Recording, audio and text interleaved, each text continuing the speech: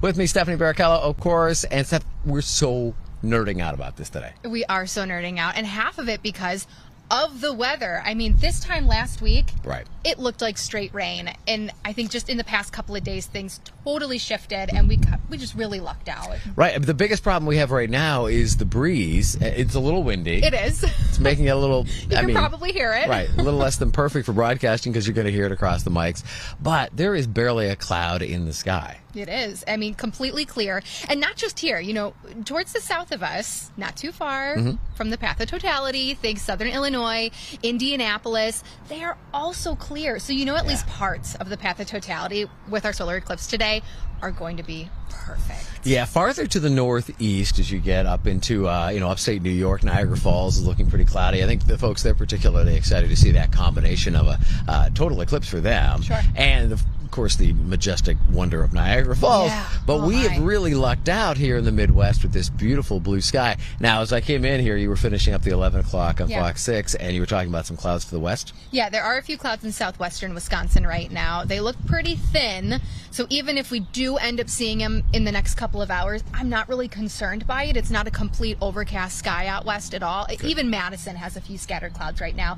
But I think Milwaukee is pretty safe. I think if we do see those during the eclipse, they'll maybe be inland or in our northwestern communities, but I am not concerned at the moment by them. At this point, we'll take the win because a week ago, as you said, it looked really bad, and then it got a little bit better. And I will say, if I can get promotional here for a minute, our Fox model, our exclusive Fox model, was ahead of the curve on this. It was showing that clearing a lot faster than some of the other forecast models. All right, if you are just joining us via Fox Local, of course, the live and free streaming app, thank you so much for doing so. Here's what's going to happen today. We are going to be out here on the Fox 6 weather deck talking about this total eclipse, for us a partial eclipse, through the course of the next 3 hours. Well, 2 hours and 56 minutes probably at this point. Stephanie and I will be here for most of that. We'll be joined by Tom Walks toward the end of that, and we'll have a long list of fantastic guests who are going to join us from all over the United States, and one very special guest from Canada. Oh, I can't wait for that one. Yes. There's your teaser. But I think we're going to hear a lot about the science behind eclipses. I love that we are going to be interviewing a few people who are watching the eclipse with their families. We both obviously have kids. Right. And so I'm just excited to hear about how this could be a family event. And I would love to hear from kids on, after this is over, whose interest is sparked because of something to this scale. Yeah, I've been saying that the last few weeks, there are going to be scientists made today. Yeah. And who knows what they'll end up discovering or where they'll end up going as they get so excited about science just because of today. This will be the spark, the lights of fire that, who knows, could lead to anything, right? Right. And the eclipse is, in many cases, a once-in-a-lifetime experience. I was just looking online just to do the calculations because that's math that I'm not willing to do on a Monday morning. But you have to run it backward because to pick a certain point on a map, it only happens, very infrequently. So for Milwaukee, according to the calculations, because no one was there to verify it, the last total eclipse, not partial, but total eclipse, was back in 1379. Wow. It's a long time. And the next time we'll get a total eclipse again over Milwaukee as a pinpoint will be 2099. Which, maybe that'll make me strive to live a long life, I don't know. Healthy life. Hey guys, we got this sweet shot up from Junction, Texas right now. Oh wow. My gosh, look at that. So yeah, obviously the path of this starts in the southwest into Texas and then moves off to the northeast. And we're kind of, I would say, to the northeastern middle of that path. It's a long path, like some 9,000 miles or something. But we're kind of right in that middle sweet spot. We are, and the path is a little bit bigger compared to the last one we had in 2017, which is a little more exciting, I think. And different. You're saying, like, literally the path is wider, right? Yes, exactly. Tell everybody about that. Exactly. The path is going from Mexico all the way to, I believe, parts of Canada. Oh, yeah. Right? Yep. So as far as the United States goes, we're talking Dallas, Texas, to parts of Missouri, into Indianapolis, all the way through Niagara Falls, which we just talked about, into Vermont and Maine. And back in 2017, I believe it was a bit more narrow, and it did not go through as many states. Right. It was a bit more west to east, too, yes, so it cut across a little faster, whereas this one's almost going, as wide as you can go by going from southwest to northeast like that. Right. So I think, again, that will be a huge factor as to why so many people are, number one, excited for this event today and will actually be watching this event today too. It's going to be covering, a bigger area. Yeah, a bigger area for sure. And, we don't have to wait all the way to 2099. We will be able to see another total eclipse, but you will have to wait 20 years and you will have to travel because it won't be here in Milwaukee. So it's not all that common as far as, being able to see it within a reasonable distance. But as a planet, it actually happens pretty much every 1 to 3 years. Right. Exactly. We just don't always have them here in the U.S. We were talking about this earlier. Sometimes it's over the ocean or elsewhere across the world. But the poles. The poles, right. Exactly. So maybe 1 or 2 people can enjoy those. Antarctic cruise and an eclipse. I think you can sell me on that one. That sounds But it's not always great. very easy to get to, and sometimes it's literally in a spot that you can't get to out of the, the middle of the ocean or something like that. Right. So we have to pick your spots. Here's what we're looking at right now. Yeah, let's for see, our Kale. camera. What do we have there? Oh, this is our local camera right now. This is right here. Yep. Okay. So if you're wondering who that voice is, the voice behind all of this and one of the folks that helped plan all of this, particularly from a technical point of view, is our chief photographer, Kale Zimby. So Kale is running the control center over there, running our microphones and running several cameras. And obviously our parent company, Fox, is doing a huge coverage of this. And because of all of our different Fox television stations and the Fox network across the country, we're going to have numerous cameras to show you. This is our local one, and you can look at the TV. Now, I know it's confusing, right? And we don't want to be like scaremongers either, but it's important that you have your glasses if you want to see this directly. Right, exactly. And that goes to if you're looking through, if you're going to use your camera or a special camera, if you have, those actually need a special filter as well. If you plan on taking pictures or video. So there are a couple of different safety factors you need, whether you're watching this or taking pictures or videos or anything like that. But it is safe, obviously, to watch the video, and it is safe if you want to watch, selfie cam, looking over your shoulder. You can also make a viewer, a DIY viewer. I think we have a little explanation video. Maybe Steph can bring that up, and we'll put it on TV here, so you've got some time to get it done before we even start. For us, the partial eclipse will start at around 12:52 local time, and then we'll hit the peak for us, which will be a little over 90% at just after 2 o'clock, 2:08. 2:08, yep. So you've got some time. Yep, and then it ends at 3:21. So, if you can't, obviously that's a long time to be viewing this thing from start to finish. If you have to take, a little break from work or activities, that max eclipse at 2:08 is the time where you're really going to want to watch If anyone's this. wondering, we are shooting through a tree right now. By the time we hit our 90%, we're going to have a clear sky. Perfect. Excellent. That's great. I have these graphics up if we want to take our G2 graphics and go through this kind of DIY solar viewer. Actually, let me put it in a play that out full. And this is kind of a fun project if you're at home with your kids or, some of the teachers that might be out there, homeschoolers, things like that. Well, there's the path. Yeah, there's the path here. I'm going to take a few of these graphics out. Are you able to full screen that? Yep, I'm going to. And it gives you a little something to do with the kids to get them excited about it. And, let's face it, kids' attention spans not always the greatest. Right. Many times adults. So this will get something going. Well, you wait for that 2:08 local time for that 90% to occur. This viewer obviously is a way to take a look at what's happening with the sun and to see the eclipse without actually looking directly at it. You, in fact, won't even need to use the glasses for this because it'll be an indirect way of looking at the process of the eclipse. Got the graphic? Exactly. Okay, graphic is up. So you will need a couple of tools, but most of this I think you probably have in your own house. You can see a pencil, some tin foil, tape, just a piece of paper, white paper, scissors, and a shoe box. So if you have those fancy shoes that are just sitting in your closet, you don't need them right now, just take the box. You'll be fine. Yeah, most of my shoes are hanging on the peg rack at Walmart, so no box. Mine are all over the place. Okay, so as you can see in this video here, cut 2 small holes on one side of the box. You can see them on the bottom of the box there. Then you are going to add the tape to a piece of tin foil, not the paper, the foil. And then you're going to put that in front of one of the holes that you just cut in the bottom of the box. Pretty self-explanatory there. You're going to take your pencil, just make a small, tiny little hole in that tin foil. You don't have to poke too hard, just a tiny little bit. In fact, the tinier and the more like perfectly round, the better, right? Exactly. Yeah. So as long as your pencil is sharpened, you'll be just fine. Just make a little. Or use like a paper clip or you thumbtack. guys, my computer just turned off. Uh-oh. Okay. Okay.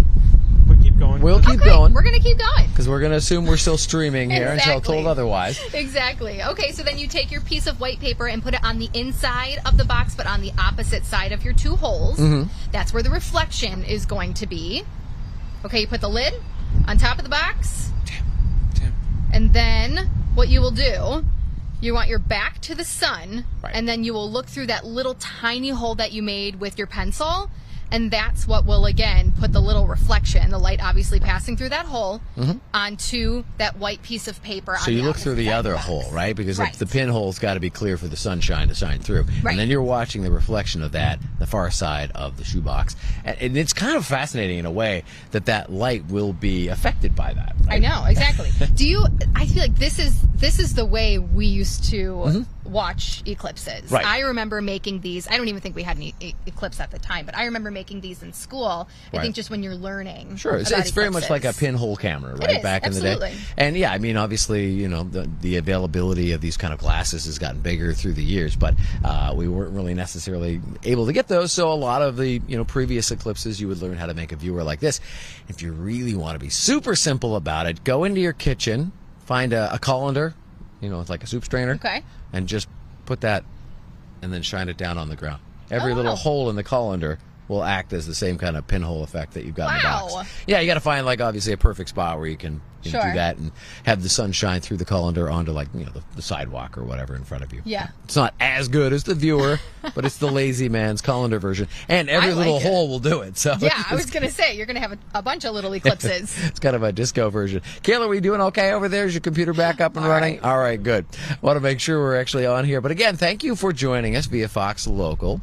If you just joined us, we are going to be here from noon until 3. We're going to cover the entirety of this event from a local perspective, but also, of course, from a national and international perspective. Exactly. The path of totality is south of us. We're in a partial eclipse here in Milwaukee, but that path of totality extends from Texas all the way through New England states as far as the U.S. goes. Pretty butterfly just flew on by, a sign of spring. I love it. There you go. So, we're excited here, but I can only imagine how excited people are who are going to be within the path of totality. It is important to note that it's going to look very different here compared to the spots that are within totality. They're the spots that will have it look kind of like dusk. Well, and that's the area that is going to have that dusk or that nighttime effect. It'll have a bigger impact on nature. Obviously, birds and animals really react to this.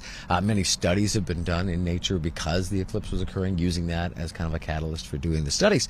And we are going to be joined by someone who, knows even more about this than we do. She's going to be calling in about 10 minutes or so. And her name is Dr. Jean Creighton, and she is at UWM. I want to get her official title here so I get it right. She is the UWM Manfred Olson Planetarium, and she's the director there, and she's also the NASA Airborne Astronomy Ambassador. So she's got a lot of big titles, and she knows quite a bit about this event. She's on the road right now. She's got herself set up where she can enjoy this event, and obviously is going to be chatting with us a little bit later on about what she's seen and some of the things that we can expect to see later on today. Sure, and I do look forward to just hearing the science behind an eclipse and why we should even think it's cool. I mean, it really is. The moon is moving between the Earth and the sun, and it is essentially just blocking the sun in some way across parts of the U.S. And I believe just about everyone across the U.S. is going to have at least a partial view of this. Some of them will be very slight. The far northwest and the far southeast will be on the very edges of this. But you're right, everybody's going to have some sort of experience with this, assuming they can see the sun. So we are very, very spoiled. Weather pending. Yeah, that's where we come in, right? But yeah, we're, again, getting spoiled here with a 90+% eclipse. A little higher Kenosha, a little lower, say, Fond du Lac or whatever. And even northwestern Wisconsin will be about an 80%. Right, exactly. And I'm going to put a couple more graphics up here in a second. We can kind of go through climatology since we have a little bit of time. And you did a lot of work on this. So climatology obviously is a look at weather over time, right? Looking back at, what kind of weather we have seen. Usually it's done more in general, it's seasonal, it's monthly. But when we're talking about an event that happens only a few hours on a specific date, climatology can be very specific too. Right. That makes it very hard on the climatologist to go back into all of the data, and Steph did all of the hard legwork on this to look back at, a decade of April 8ths? Yes. And you know what? I have to give a special shout out to Mr. Vince Candela. Oh, all right. We Okay. have all these binders in our weather office yes. because Vince wrote down observations, daily observations for years. Right. And decades. through There's decades of climate logs back Absolutely. there. And we've maintained that. Yes. In part because we want to maintain the record going forward. Right, exactly. And so that was very helpful because you can go back through National Weather Service a couple years back. You really have to dig if you want to get past a certain point. But what I loved with Vince's stats was that he was so detailed. So I knew how much rain fell, what was happening that day, what the pressure was. It was just very helpful. And there's we basically guys, just have one little line. Gene. Oh, all right. We have great. Dr. Jean is with us Okay. this morning. I think we've got the Zoom up and ready. We'll go back to there talking she climatology is. in just a bit. Oh, what a great shot. We were chatting offline about you setting up your little in-house studio there. And I love the NASA logo. That's great. Thank you so much for joining us this morning. And again, joining us from not from UWM, but that's where you are situated. From UWM. This is my office. Oh, okay. Oh, it is? Okay, I'm sorry, I misunderstood, but you look fantastic there. Tell us a bit more about your background, because it is very fascinating. Steph was very excited to talk to you today. I know. I said I wanted to go to lunch with you because I think you could give me some really great information. I'm actually a fun person to have lunch with. Oh, good. If I may say so myself. I'm sure you are. And you have quite the resume. So give us just the short version of that so we get an idea of what your background is. The short version is I grew up in Greece. I have a PhD in astrophysics from the University of Waterloo in Ontario. I had the opportunity of doing what's called a postdoc. So after you finish your PhD, you work at NASA. I worked on an infrared satellite. And then I came to UWM, and I've taught astronomy now for 25 years in some capacity or other.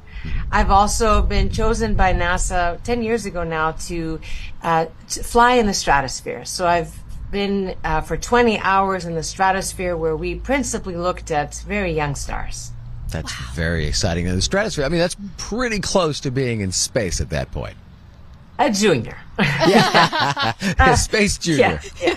An astronaut junior. I'll take that. That's a fascinating situation. So obviously you've always been, inspired by this, but do you remember the moment? Because Stephanie and I were talking earlier that, today is going to be a spark for some young scientist out there. Do you remember your spark? I do. Well, my mother does. My mother, we'll have to assume that my mother's saying the truth, that we were walking down the street, and I said to her, and I'll say what I said, Mama, ta αστέρια πώς γεννιούνται, which means, Mummy, how are stars born? Oh, wow. And that has been kind of in the back of my mind ever since I was 5. So I was about 5 when this happened. Oh, that is fantastic. Wow, what a great spark and a great memory, and I'm glad your mom remembered that so vividly for you. Yeah, and I do hope that this is exactly what you said, that this gets not only young people, of course we want children to think of themselves as potential scientists, but I also am hoping to keep that spark of learning going. Even if you don't become an astronomer, don't lose that curiosity about the universe, right? And that could be learners of any age. Yeah, there you go. That's a great way to put that. I love that.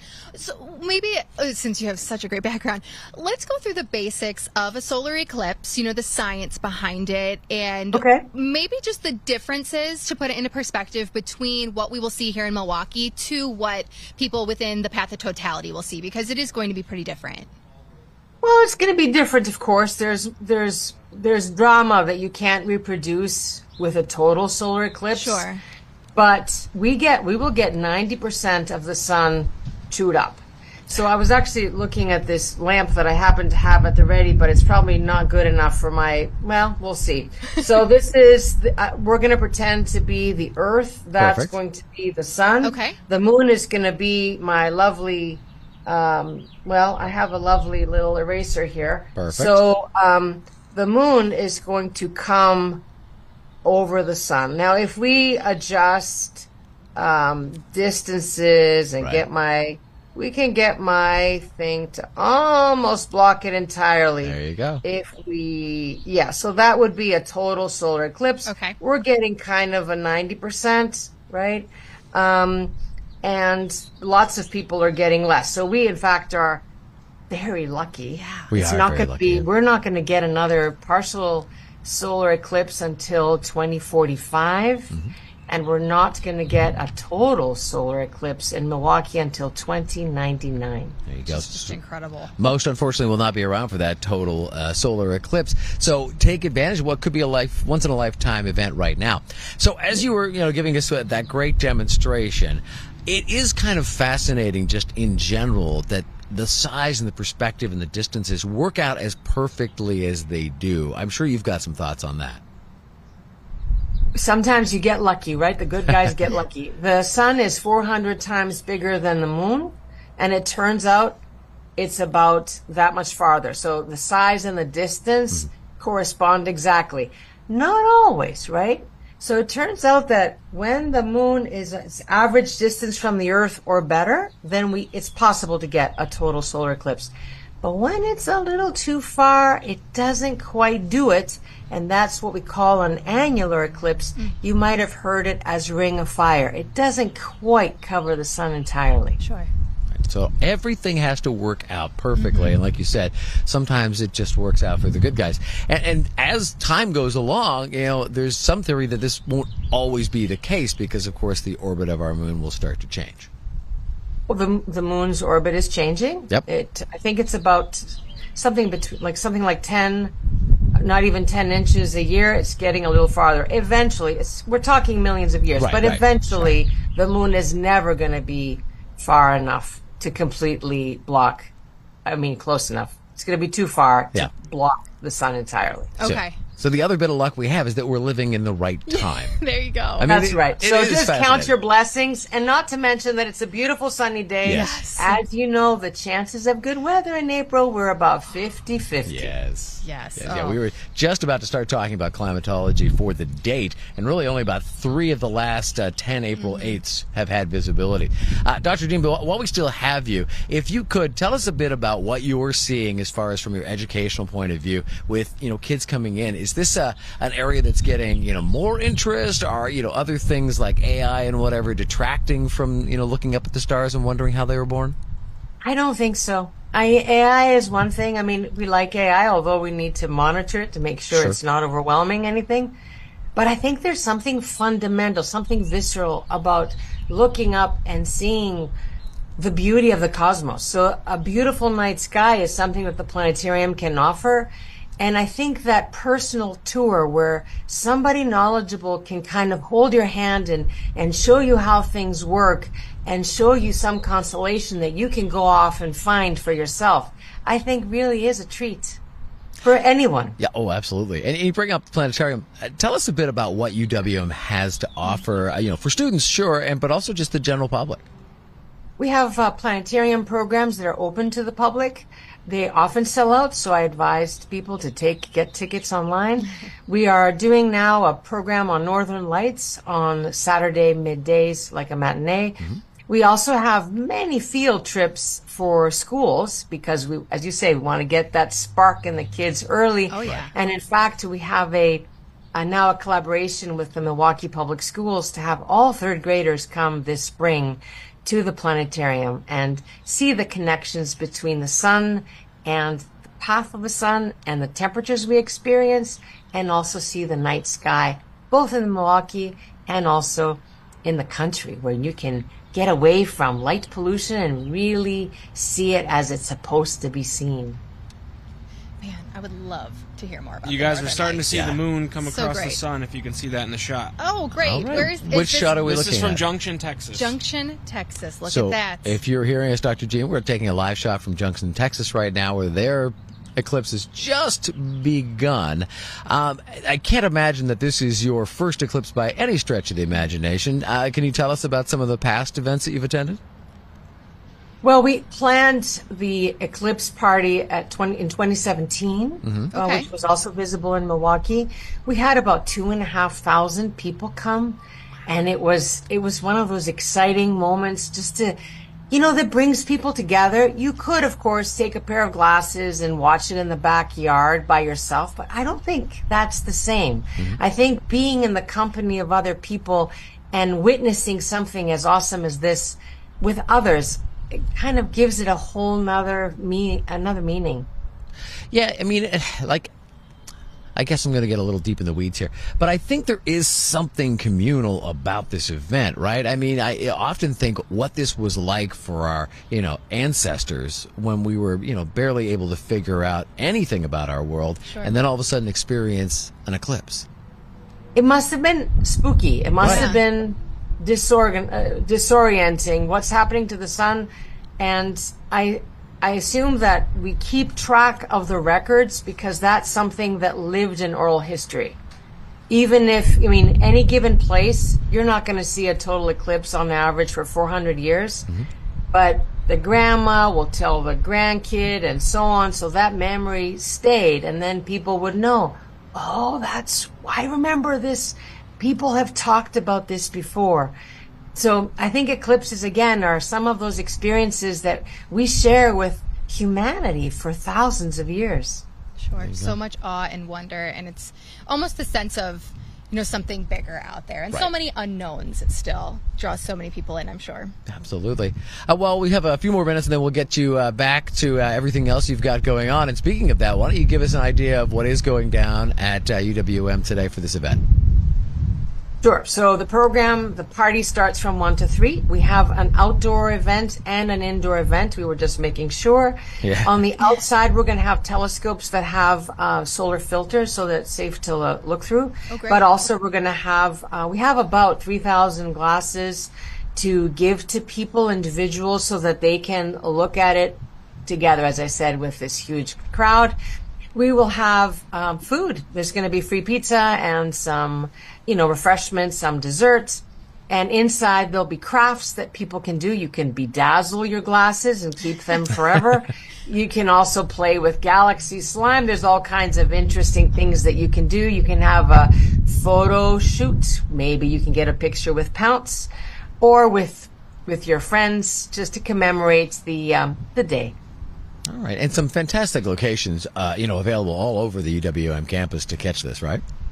Yes. So principally it's going to be in the ballroom. So that is in the Student Union building, right off of Kenwood.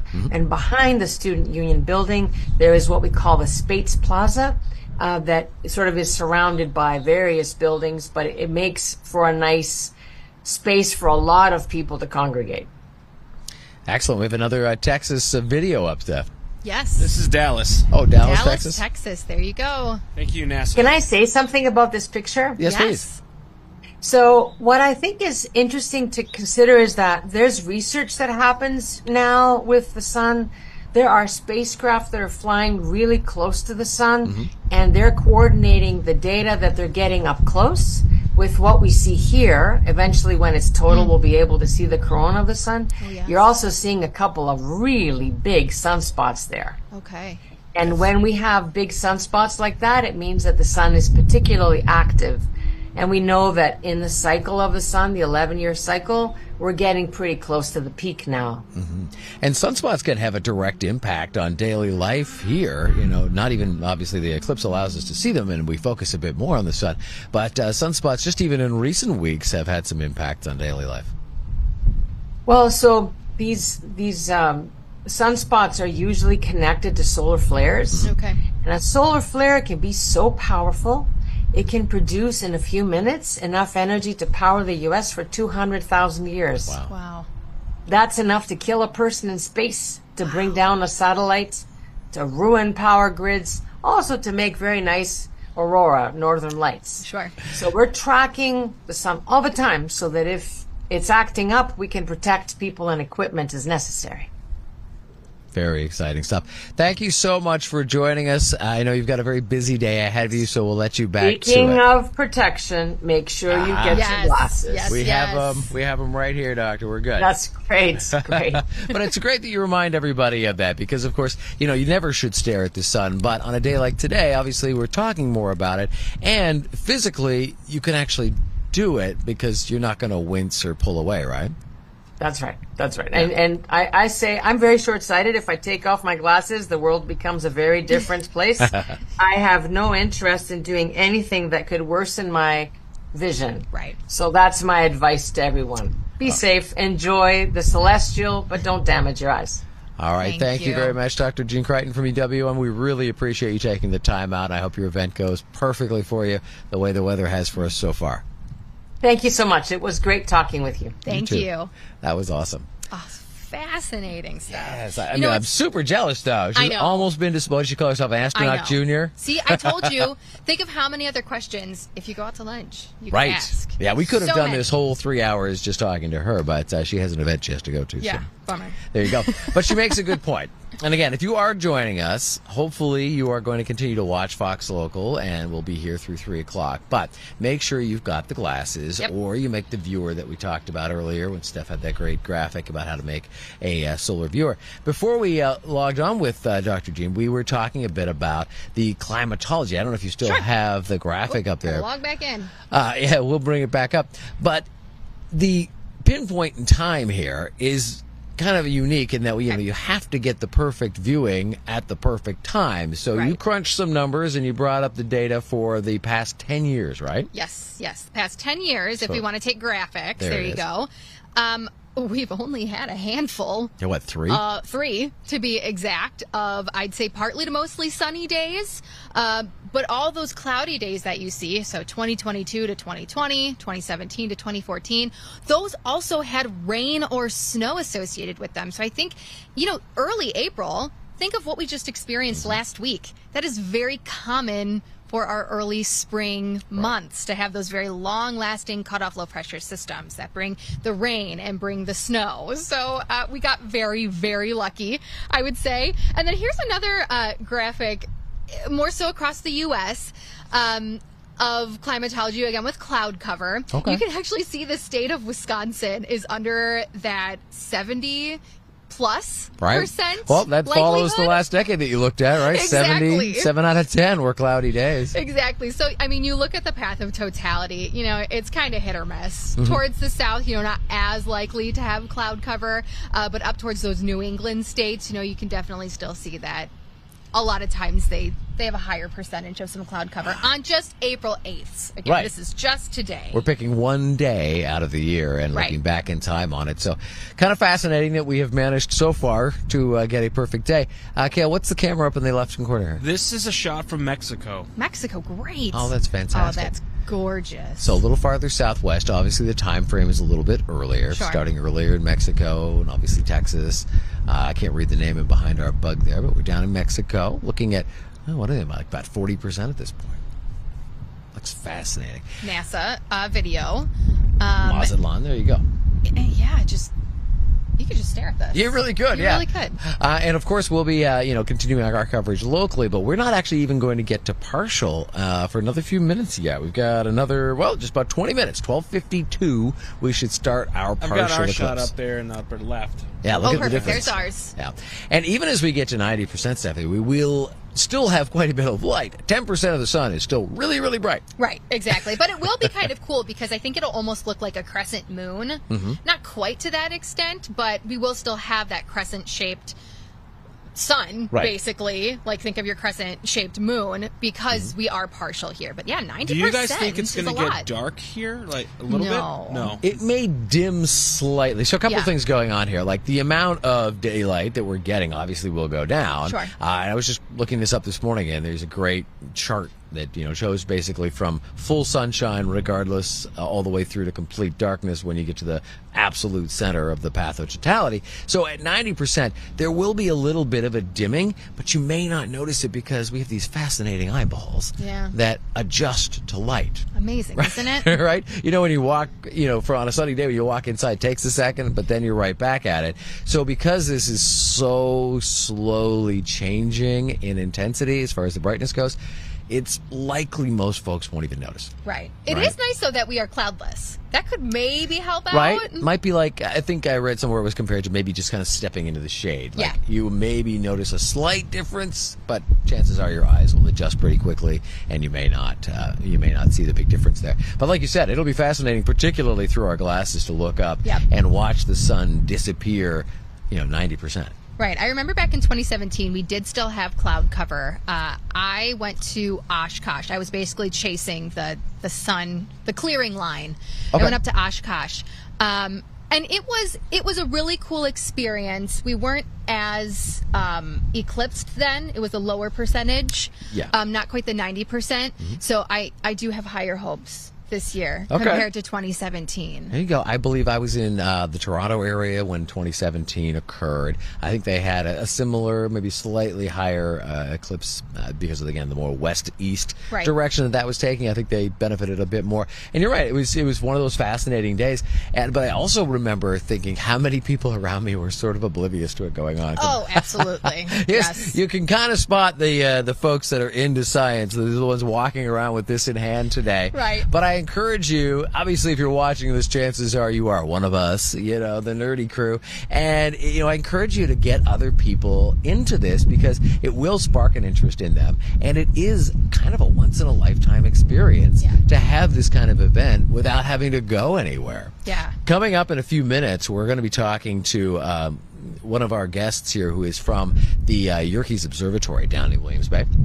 And she'll be chatting a bit more about their experiences, what they're doing for an event. And then following that, I'm excited to talk to our very own Kelly Herps, who she is the woman behind Milwaukee with Kids, or MKE with Kids. And I'm excited to talk to her because that family, according to her, and these are her words, has gone eclipse crazy. I love it. She puts it mostly on the dad, which I think tracks. But apparently they have been planning and adjusting this trip for months, if not years now. Yes, because they were supposed to be in Texas, right? Correct. To begin with? And they changed it. Right. I just got an update, and I believe they're in Ohio now. But we'll talk with Callie when she tunes in. She's going to join us closer to 1 o'clock, and then in about 10-15 minutes we'll have Mallory Conlon from the Yerkes Observatory and get the idea. Well, if you haven't been down, Yerkes is an historic location. It is. I mean, the Lake Geneva area. Well, yeah. It's a beautiful spot just like by itself. Right. Exactly. But it's maybe a place that hasn't been utilized as much, I'd say, at least to someone like me. I haven't even been. I've seen it, but I haven't been inside. Yeah, I haven't been inside either. So that's proof right there, too, kind of, whether folks that haven't necessarily crossed through the threshold. But you're right. It is something that's underutilized, and it's got some great history. It does have great history. Again, being in that area, I'm going to let you take the reins on this one. No. It's quite all right. And to be honest with you, I don't want to step on Mallory's conversation, but when she comes up, we'll talk a bit about the history of this location and get a bit more of a past and a present as well as a future. They've got a big event there today. They've got a bunch of people, and we've actually got 2 people from the Yerkes Observatory that will be joining us. A little later on, we'll have Dr. Amanda Bauer joining us. She's actually on location. She's not at the observatory today. She's in the path of totality. So I will say this, and this goes for all of our guests today. We're going to do our best to bring you as many folks as we can. We talked obviously just a few seconds ago with Dr. Jean there, and she was spectacular. But as we get closer to the path of totality and we start talking to some of our guests that are in it, the availability to get on the internet or to even get a cell signal may start to be problematic. Sure. Because what happens is all of the people that want to experience this potentially once-in-a-lifetime event all gather along this relatively narrow path. Right. And then when it's happening, they all do this. right? We're guilty of it, right? Yeah, right. We're going to do it too. So we do have Mallory now. Oh, we do have Mallory. Great. I was going to say, if we have some guest issues today, it is possibly in part because of the overuse of the internet. But we are joined now by Mallory Conlon. She is from the Yerkes Observatory. You are the outreach astronomer there, correct? I am, yes. Thank you all so much for having me. Of course. We were just getting excited to talk to you, in part because of the history of your location. Could you give us a little backstory? It's kind of fascinating. It is. Yeah, absolutely. So Yerkes Observatory was built in 1897. We're home to the largest refracting telescope in the world. So that means our telescope that we have in our large dome that you oftentimes see pictures of, it's the largest one that uses lenses in the entire world. And for about 10 years after it was built, it was actually the largest telescope in the world. Wow. So today we're super excited to welcome people on site and do some observing, not with the big telescope. It's a little bit too much magnification to be observing for this type of event. A little overkill. But we're really happy to have people here. It's a gorgeous day. It is a gorgeous day. And so you do outreach too. Are you expecting a lot of, different various age ranges to be there, a lot of kids to take in this event? Yes, absolutely. So we sold over 300 tickets for this event, which is super exciting for us since we're a relatively new nonprofit, and we're really happy to be able to welcome people back into our building. But so far, our first trolley actually just arrived about 10 minutes ago for our first visitors for this event. Oh, that's exciting. And it was filled with all different ages and types and things like that. So super exciting. That's awesome. And probably from your point of view too, we talked a lot about this with our previous guest, kids who are inspired by this event. What would you suggest parents of those kids, do with them going forward? Because do you think you guys will hold more events or, cater to maybe kids who have this new interest? Yeah, absolutely. So my advice that I always give to parents who find that their kids have an interest in space is that you can actually buy telescopes relatively cheap for kids. So that was one of the things that got me interested in astronomy. Was when I was 8 years old, I got my first telescope for my birthday. Oh, that's awesome. So being able to share in that with them, give them an instrument to actually do observing on their own, I think that's a great first step to keep them engaged and excited in astronomy. And we absolutely will have more events here over the next several months. We have star parties and open houses about every 3 to 4 months. So you'll have to look at our calendar to see when the next one is. I think it's July 11th. Oh, great. But we also welcome school groups on site, have amazing speakers come here. So lots and lots of opportunities for people to come and learn a little bit more about astronomy. Excellent. Well, let's go back to a bit where we began and talk a bit more about the history of your Yerkes Observatory. It's interesting that you say it's the largest that uses lenses. Sure. So for those who don't know, tell us a bit more about the other more, I don't want to say more modern, but the different types of telescopes that are out there.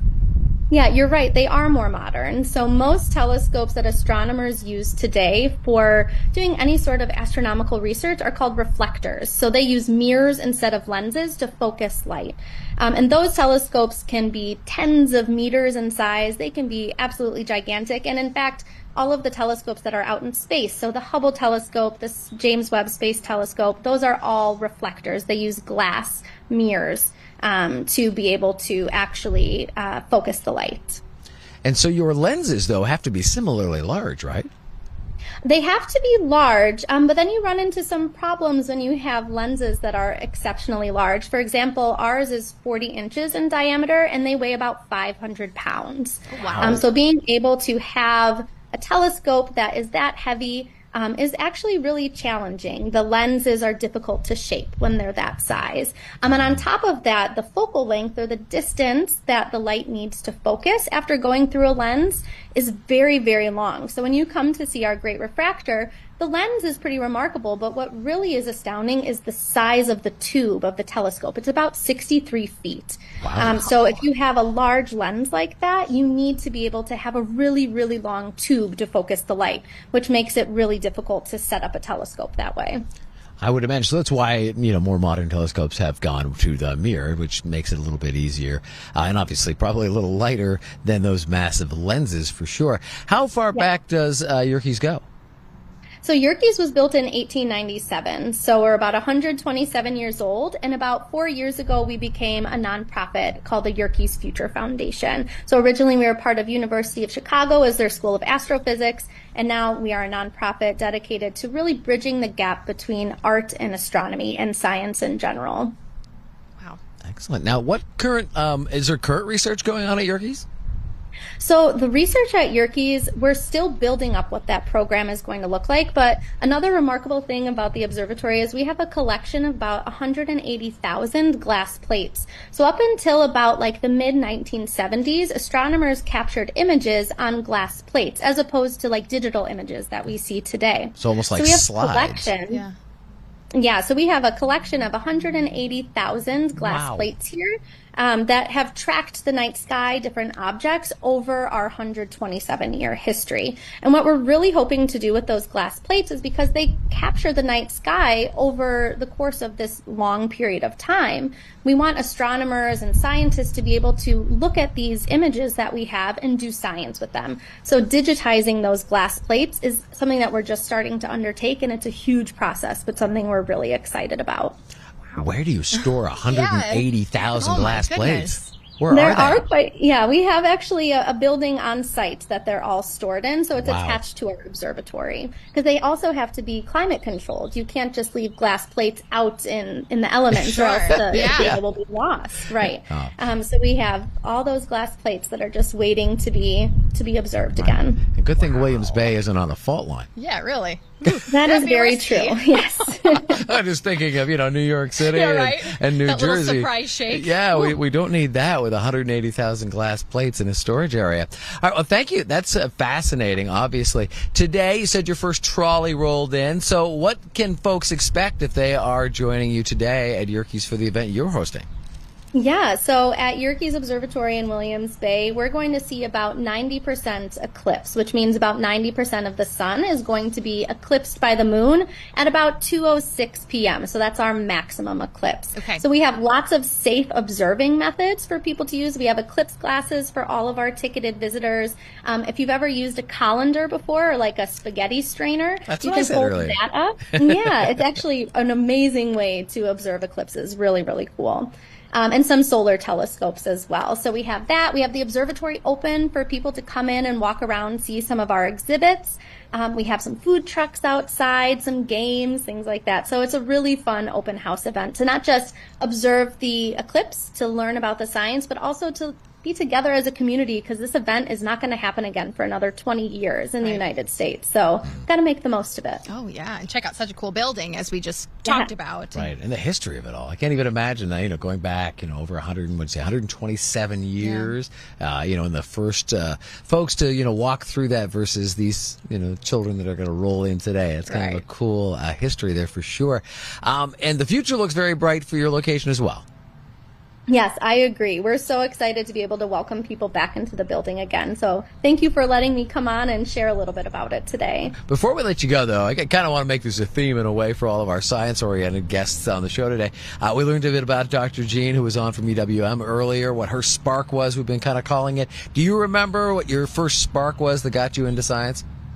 I do. So I mentioned getting a telescope for your kids if you think that they're interested in astronomy. I got my first telescope when I was about 8 years old.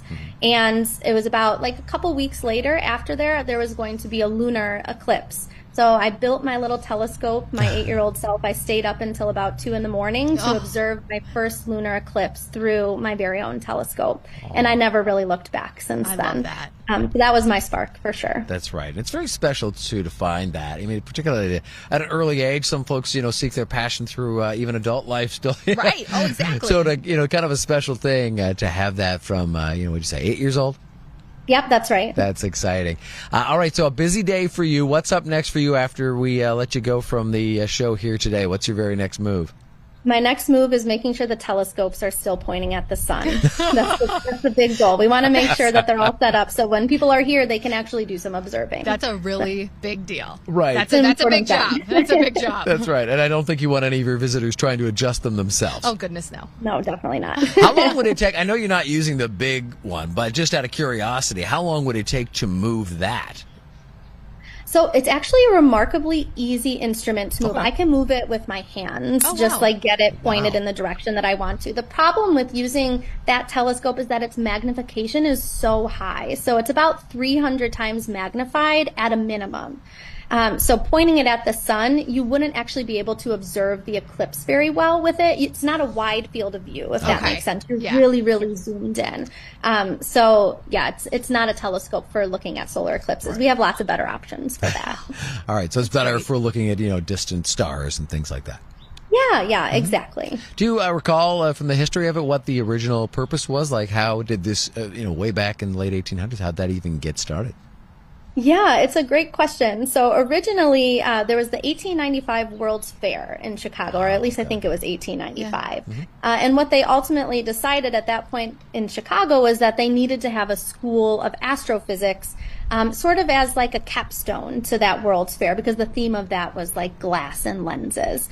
So being able to create this school of astrophysics was a big goal of the university. But in the late 1800s, the smog and the pollution was really, really bad in Chicago. So they wanted to choose a location that was close enough to the university, but far enough away so that it's not going to be bogged down by all of the pollution in the city. So they chose Williams Bay. It used to be the farthest you could get from Chicago on a train and back. So that's why they chose Williams Bay. Wow. And ultimately built the telescope here because they needed a place to train their students to use telescopes, to take data, to take in particular like spectra of different objects, so spreading out that light and looking at the different elements that pop up in there. That was research that was done here for a long time. Wow. That's when the 180,000 glass plates was just one. When it was just like one or two, right? One or two. It took a long time to get those many plates. I'm just stuck on that because it seems like such a massive number. But yeah, it's a 2-story building just filled with glass. It's terrifying. Wow. And what's the best place if, folks are joining us and maybe they can't get down there today, but they want to go down in the future? I assume your website, but what's the best spot for people to just check you guys out? Yeah, definitely check out our website. It's yerkeesobservatory.org. All of our information. Oops, sorry about that. Everybody's no worries. coming. All of our events are located on our website. You can find out everything on there. We also have social media, which is at Yerkes Observatory on most of those as well. Great. All right, sounds like you are needed elsewhere, Mallory, so we will let you go. I want to thank you so much. We've been speaking with Mallory Conlon. She is the outreach astronomer with the Yerkes Observatory in Williams Bay. Enjoy your event today. I hope it goes perfectly. Thank you so much. Appreciate you. Go get those telescopes pointed. Yes, right. Perfect.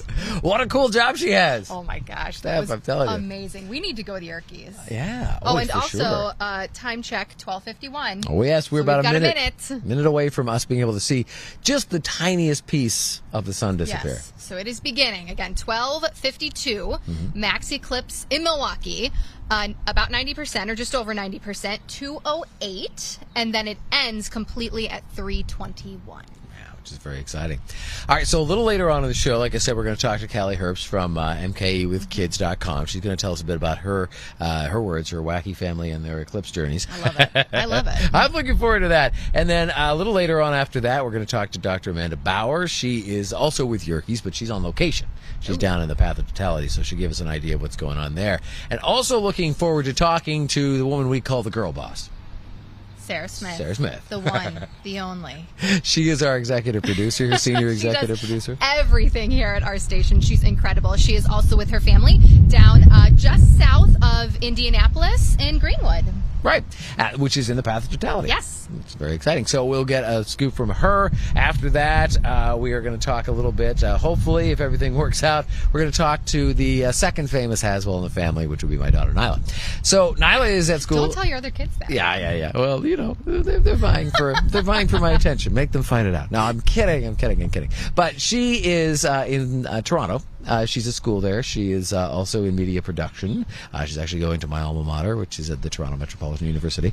So she is going to join us. Now, I talked to her earlier this morning. It is unfortunately a pretty cloudy day in Toronto. Oh, bummer. So she may not get the greatest of views, but we'll chat with her anyway. We'll see what the city of Toronto is up to on this eclipse day. And then we hope hear from that age range. Yeah, too. well, that's kind of what I was thinking, too. I mean, it's a little nepotism. I'm not going to pretend it's not. But I mean, Nepo babies rule the world. But I wanted to get her take because, yeah, she is that Gen Z, right? Yes, exactly. And we all know that it takes a little bit more to keep their attention. So I'm curious to see how that kind of plays out for her and for her peers that are experiencing this on campus in downtown Toronto. So that'll be exciting.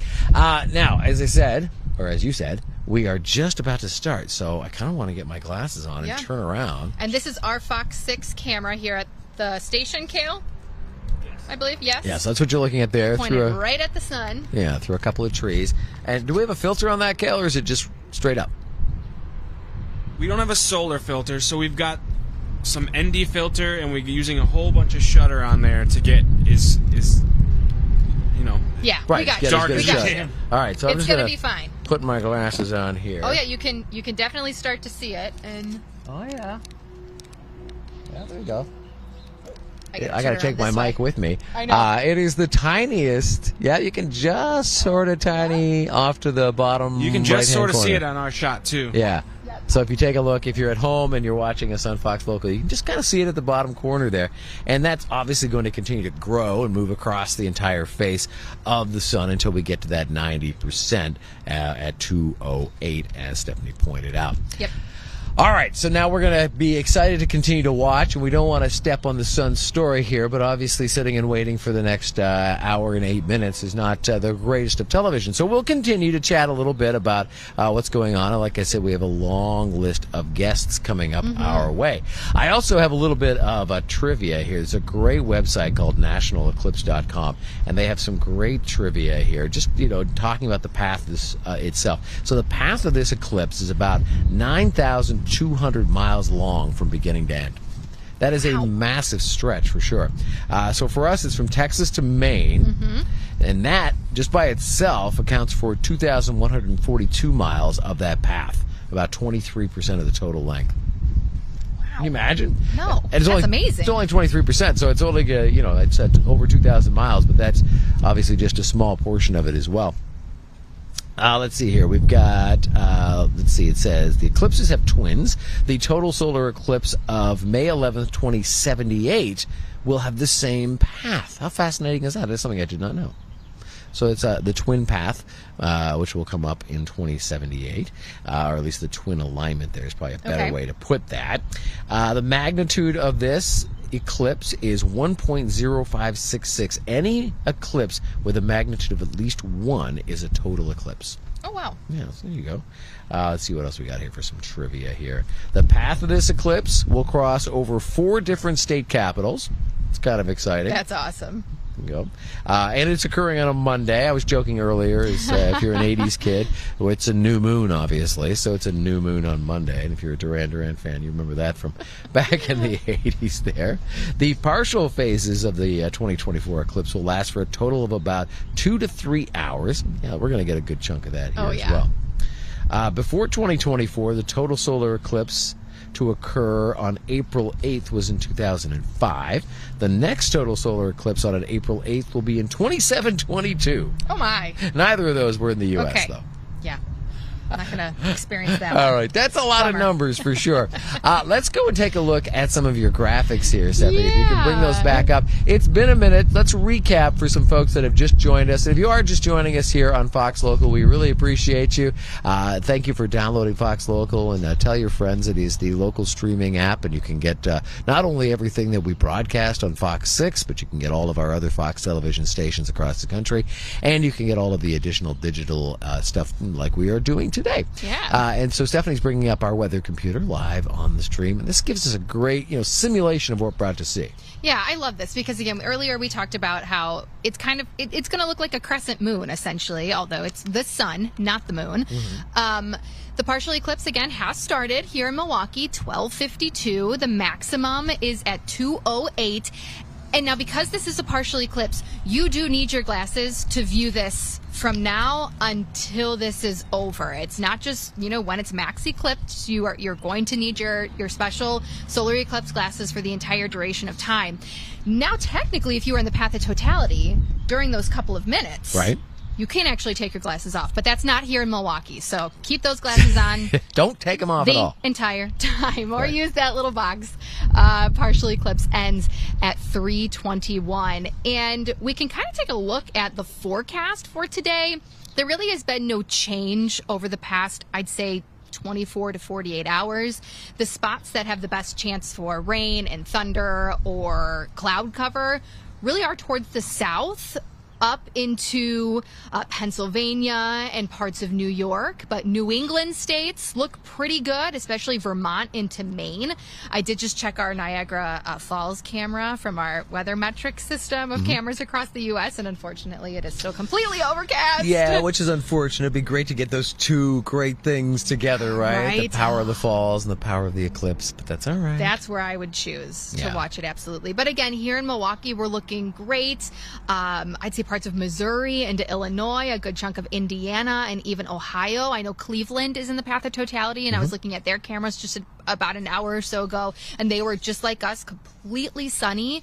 So I do think there's going to be a good chunk of the path of totality, especially south of us, that will have great viewing conditions. Hey guys, I think we got Kelly up. Oh, great! Excellent. I've been looking forward to talking to Callie this whole time, partly because I kind of enjoyed the excitement with which you told me that you were totally nerding out over this whole thing as a family. Kelly Herps, of course, founder and head CEO, whatever you want to call yourself, over at MKE with Kids. You guys on the road? Okay, yes. Can you guys hear me okay? Am I breaking up or is it okay? You're loud perfect. And clear. You are live on Fox Local. If you could do us one favor and just turn your phone sideways.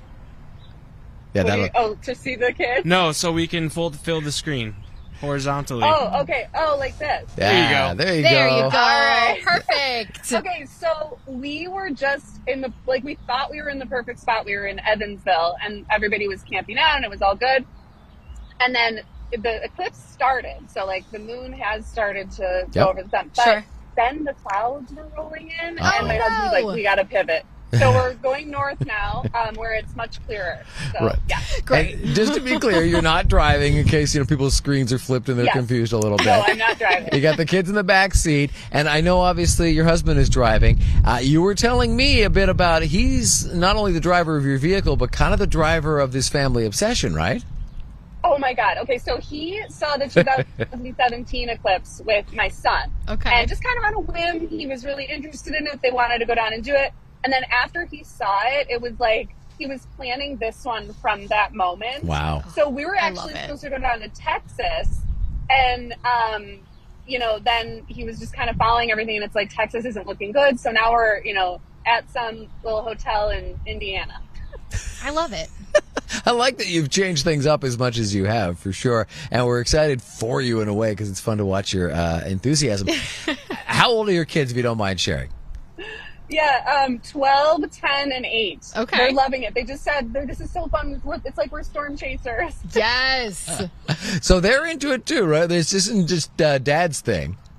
Oh, no. Are you kidding? And my daughter wants to use my personal hotspot. I hope that didn't ruin it. But, No, you're good. You're fine. Okay. No, they love it. And it's a good educational thing, I mean, they're learning about space and the way the universe works. And my husband's enthusiasm is very contagious, so they're all really into it. Oh, I bet. Are they excited to see the entire thing? More so the entirety or the totality, I guess I should say. Yeah, that's number one. Well, the way my husband explains it, it's much cooler when it's in totality. So, so that's why we're, on a wild goose chase. But yes, they're really excited about totality and just I am too. And I'm hoping that this more rural place that we're headed might have the crickets, because I know the crickets come out and, so we'll see. I don't know. Right, because it becomes a little confusing for nature, and sometimes, the birds go quiet because they're going to bed, and the crickets get loud because they're waking up, and everything gets upside down for a few minutes. I want to talk to you specifically, I guess, from a family point of view. If you have any tips or any pointers, where did you, like you said, this got started in 2017, and then you were like, no, we're all in, we're going to 2024. So where did you guys start with this planning? Oh my God. Okay, well, I think my husband was mostly looking at weather patterns. So in general, where would it be statistically most likely to not have clouds? And that's why we were in rural Texas at first. So he actually booked an Airbnb 18 months ago, the Airbnb guy was like, "Are you sure you don't mean 2023?" And we're like, "Yeah, no, 2024." That's amazing. And yeah, and so I think at first it was just, you know, that kind of trying to get the best case scenario that far out, and then just kind of refreshing constantly and figuring out, okay, now that everything is getting closer, you know, where's the best chance to see this without clouds? And when you were adjusting, getting closer to it, did you find it harder and harder to find availability? Because, Stephanie, we've been hearing about, you know, there being no rooms and traffic jams. Right, exactly. Was that difficult? Yeah, you know, it's not like we weren't picky, I'll put it that way. So we're all smushed into one hotel room. There's like 2 full beds. I mean, it's really a problem. Worth it. But yeah, so availability, you know, we have a room, I'll put it that way. And yeah, so, you know, you just have to be flexible. I mean, the kids were a little bummed because we had them all excited about Texas, you know, like, right. we're like, here's what we're going to do here and there. And we had like little touristy things we were going to do. But you know what? The mission is clear. We are here for a total solar eclipse. So we had to pivot, and they're excited. That's awesome. Did you ever consider Mexico? Because we're looking at a live feed now from Mazatlan. Looks pretty good. Yeah, it's almost at full. Oh, my God. We absolutely did consider Mexico. At the end of the day, we opted for, you know, stay in the States and everything. But absolutely, how cool would that be? Oh. No, when did you make the pivot from Texas, though? Was it just in the last couple of days? Yeah, I believe it was, God, what day are we on? We're on Monday. I think we made the pivot on Thursday. Okay. So we canceled the Airbnb on it was to the point where we only got like 50% back or whatever. It was really last minute, you know, I mean, but yeah, and then we just found this room and here we are. We drove for about 6 or 7 hours on Saturday. Wow, okay. And there was no traffic. We did hear that there was more traffic yesterday. Okay. But beautiful country. I mean, we're driving through like windmill fields, and I mean, it was lovely. Very exciting. So tell us what you are seeing. I know you're in the car, but you must be in some pretty significant traffic. Tell us what you're seeing, where you're headed there. Okay, no, there's no traffic where we are. Oh, that's great. I do wish it had worked out where we were sitting before. Oh, now we're starting to lose you. Out, and you know, everyone's got their glasses on and everything, and it was really, the excitement was starting to build. But now we're on a highway. There's no traffic. Knock on wood. There's very few clouds. Knock on wood. Yeah, so we're in the clear. I think this is going to be good. All right, and we're just waiting. We're holding on this Mazatlan picture here. We're almost, I think, at Totality there. Tiny sliver there. But obviously, you've got a bit more time to get to where you're headed. That's Mazatlan, Mexico. So you've got a bit more time before it gets to where you are. Yeah, with you being in Indiana, I believe it's probably around the same time. Is it around 2:08 near you? Yeah, so we're going to be okay because it had just started when we left, maybe 10 minutes ago. Okay, great. And we're not going far. Like, we just wanted to drive like a half hour. Oh, we have 24 minutes until arrival. Perfect. At our destination. I love this. Now, wait, was that the GPS or your husband? Yeah. That was my husband saying, right here, Kelly. It was 24 minutes. So yeah, and then we'll still have some time until Totality. So, good. You know, it hasn't started to get dark or anything. Like, it's still bright as day. We're just kind of through traveling through farm fields. Okay. Which is great. It's a nice drive anyway, but the fact that you're driving to the path of Totality makes it even more exciting. So what is the plan when you arrive as a family? All right, so the plan is, I don't know, observe. Actually, we read something.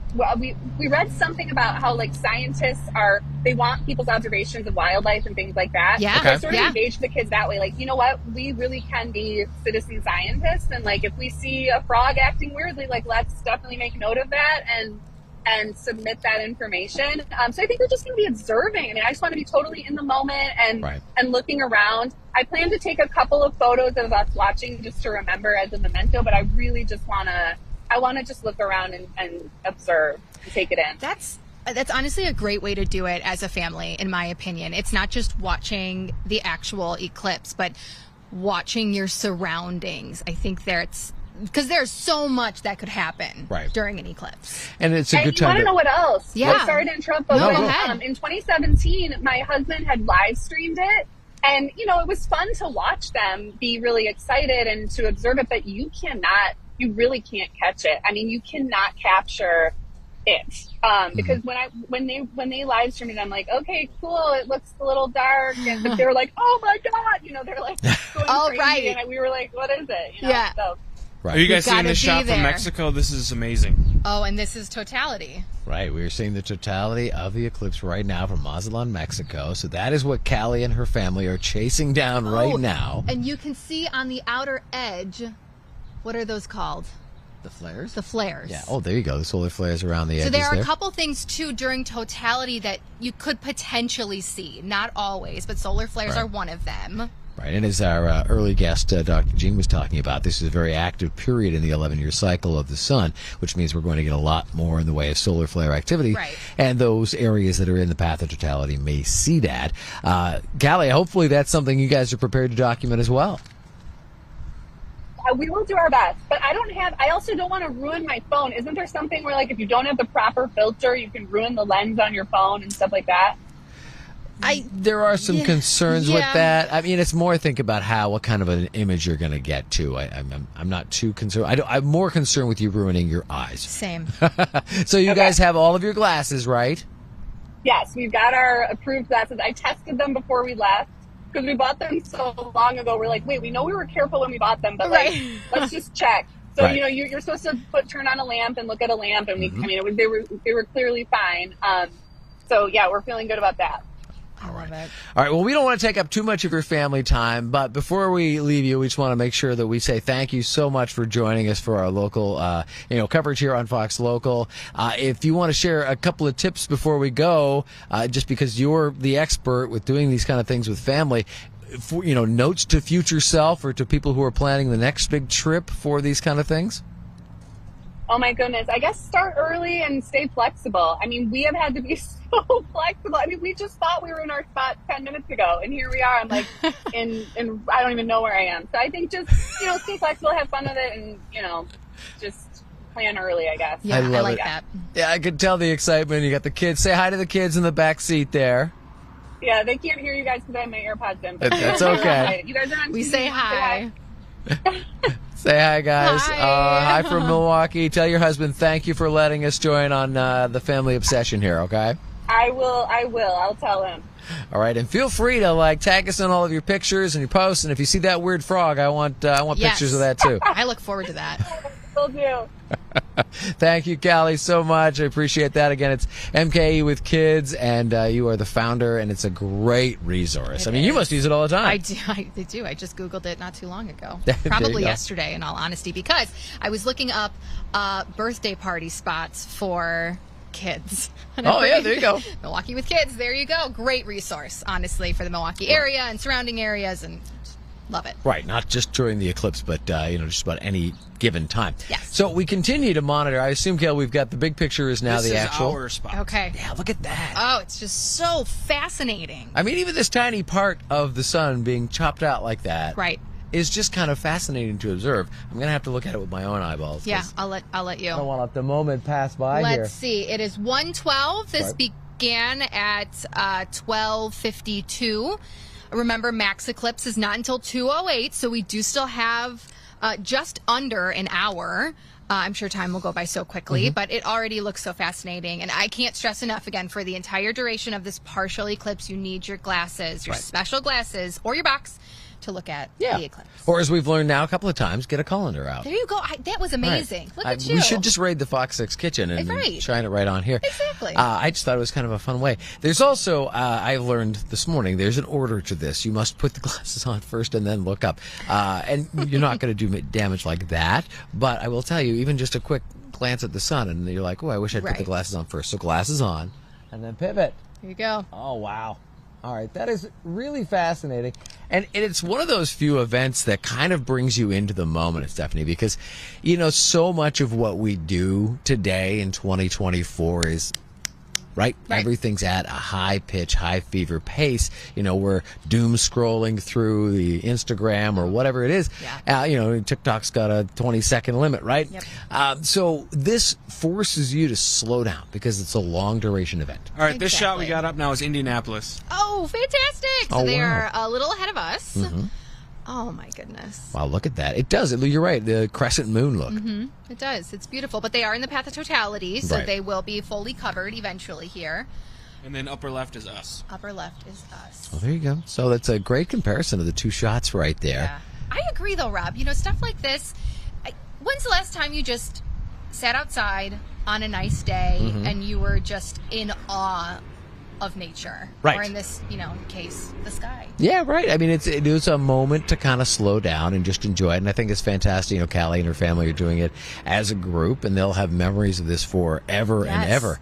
Who knows? That might pass on to generations of Herbsts. The 2099 Herps crew is going to be out there in Milwaukee. They won't even have to travel. And they're like, Grandma Callie started this whole thing. So coming up in a few minutes, we're just waiting to hear from Dr. Amanda Bauer. She's going to be dialing in. She's a deputy director and head of science and education over at Yerkes. So we're talking to Mallory, who's at the event at Yerkes in Williams Bay today. So we're going to talk to Dr. Amanda Bauer in just a little bit. She's also in the path of totality, and so she's going to give us an idea of what she's seeing locally. And as Kelly was alluding to, this is, in many ways, for some folks, kind of almost a spiritual experience. It is. And, back in the day, there were a lot of, religious aspects to it. I'm sure it was terrifying before, modern science and everything we have now. But yes, this goes back and back and back. And it's a really cool experience, regardless of where you're at across the U.S., even I think the littlest bit will be really fascinating for people. And I think it's also just really cool to think that, there are still people who are researching this stuff. We try to take advantage of total eclipses, as again, we talked about in our previous interview, to study. Right, because it provides a very momentary, change in the way things are set up so that you can have a glimpse at nature that you wouldn't be able to get otherwise. Right. So by being in the path of totality and by having the eclipse occurring, it gives you that unique data set that, it's basically impossible to recreate. Yep. It's not like we can, or rearrange the order of the moon and everything else and set it up so that we can get this on any given day. You have to wait and you have to be in the right spot and the right time. And so we were pretty privileged by that. I think you make a good point. I mean, it often strikes me like, what would prehistoric man have thought of some of these events? Oh, yeah. Right? I mean, we, even as people who are educated in science in general, are still in awe of it. Yes. Take away any of that education whatsoever and, only a rudimentary understanding of the world around you, and all of a sudden you see the sun disappearing. Mm-hmm.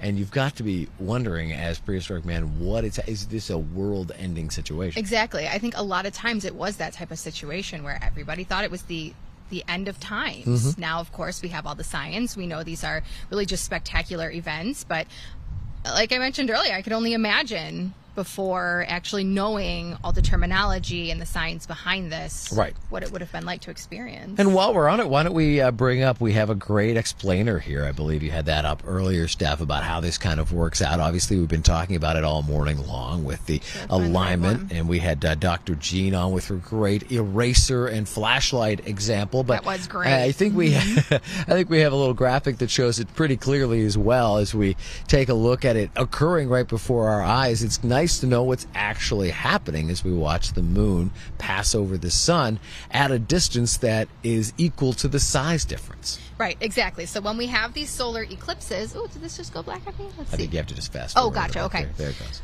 So this is a good picture that shows, again, it's really kind of simple when you think about it. Right. The moon is just passing right in between the Earth and the sun, but it covers up all of it or part of it, depending on where you are at. Right. It's that rule of 400 Earth that Dr. Jean was talking about, right? Right. 400 times smaller, but also 400 times farther away. Exactly. So you can obviously tell. I mean, not everything is to scale in this. That is worth mentioning. Yeah. But, the moon is significantly smaller than both the sun and Earth. So it really does depend on where exactly you're at. across the country or on Earth, wherever these eclipses are visible. But and there are a couple other eclipses, of course, too. This is solar eclipse. We have lunar eclipses, Correct. too. And these are just, again, tips for viewing the eclipse. Right. So a lunar eclipse is when we're passing between the sun and the moon. So that's the Earth's shadow on the moon, but because there's still some light reaching in the lunar surface, you get that kind of dark red, almost blood moon kind of look. Yep. Right. And then the joke that's been going around the internet is if you ever have the sun in the middle, then you've got apocalypse. It's not the same. That doesn't happen, and we don't want it to. No. But the situation that we've got going on today is very unique. Again, the rule of 400, right? That Dr. Jean explained about the distance and then the distance and the difference in size, setting up ever so perfectly. Kel, what's in the small box there? Is that Indianapolis again? Yes. Oh, Indianapolis. Wow, getting so they're close. getting close. Very exciting stuff. Versus us. Versus us. Oh, ours, I have to look again. Yeah. It's hard for us to sit with our backs to the event here. I know. But it is kind of our job. Any word on Dr. Amanda? Is she going to, Dr. Bauer, is she coming in here? She's coming up on her time at 1:20, so hopefully we'll hear from her. She is, again, going to join us from the Path of Totality. She's down, I believe, in Ohio at last check. I believe we have her. We just have to get great. her to turn her video on, and we'll be good to go. Okay, All we'll give her right. a couple minutes then. Well, we'll give her a couple seconds to turn the video on, and then we'll get to chatting with her. Ohio's a great place. Last time I checked, it was still sunny. Yeah, they had a good situation here. Oh, I see some video, getting or at ready. least Okay. a placeholder. So we're getting close, and we'll talk to Dr. Amanda good Bauer now. in just a second. Okay. Oh, I love your shirt, Dr. Bauer. That's amazing. That's awesome. I love that. What does it say for everybody at home? It says Total Eclipse 2024 Tour of America. This was my present for my mom. I'm here with my family watching the eclipse in Ohio. Oh, perfect. I love it. Oh, that's awesome. All right, so for everybody at home, you are the Deputy Director and Head of Science and Education over at Yerkes, correct? That's right, over at Yerkes Observatory in Williams Bay, Wisconsin. Great. We had one of your co-workers, Mallory, on earlier, and she was telling us all about the actual observatory.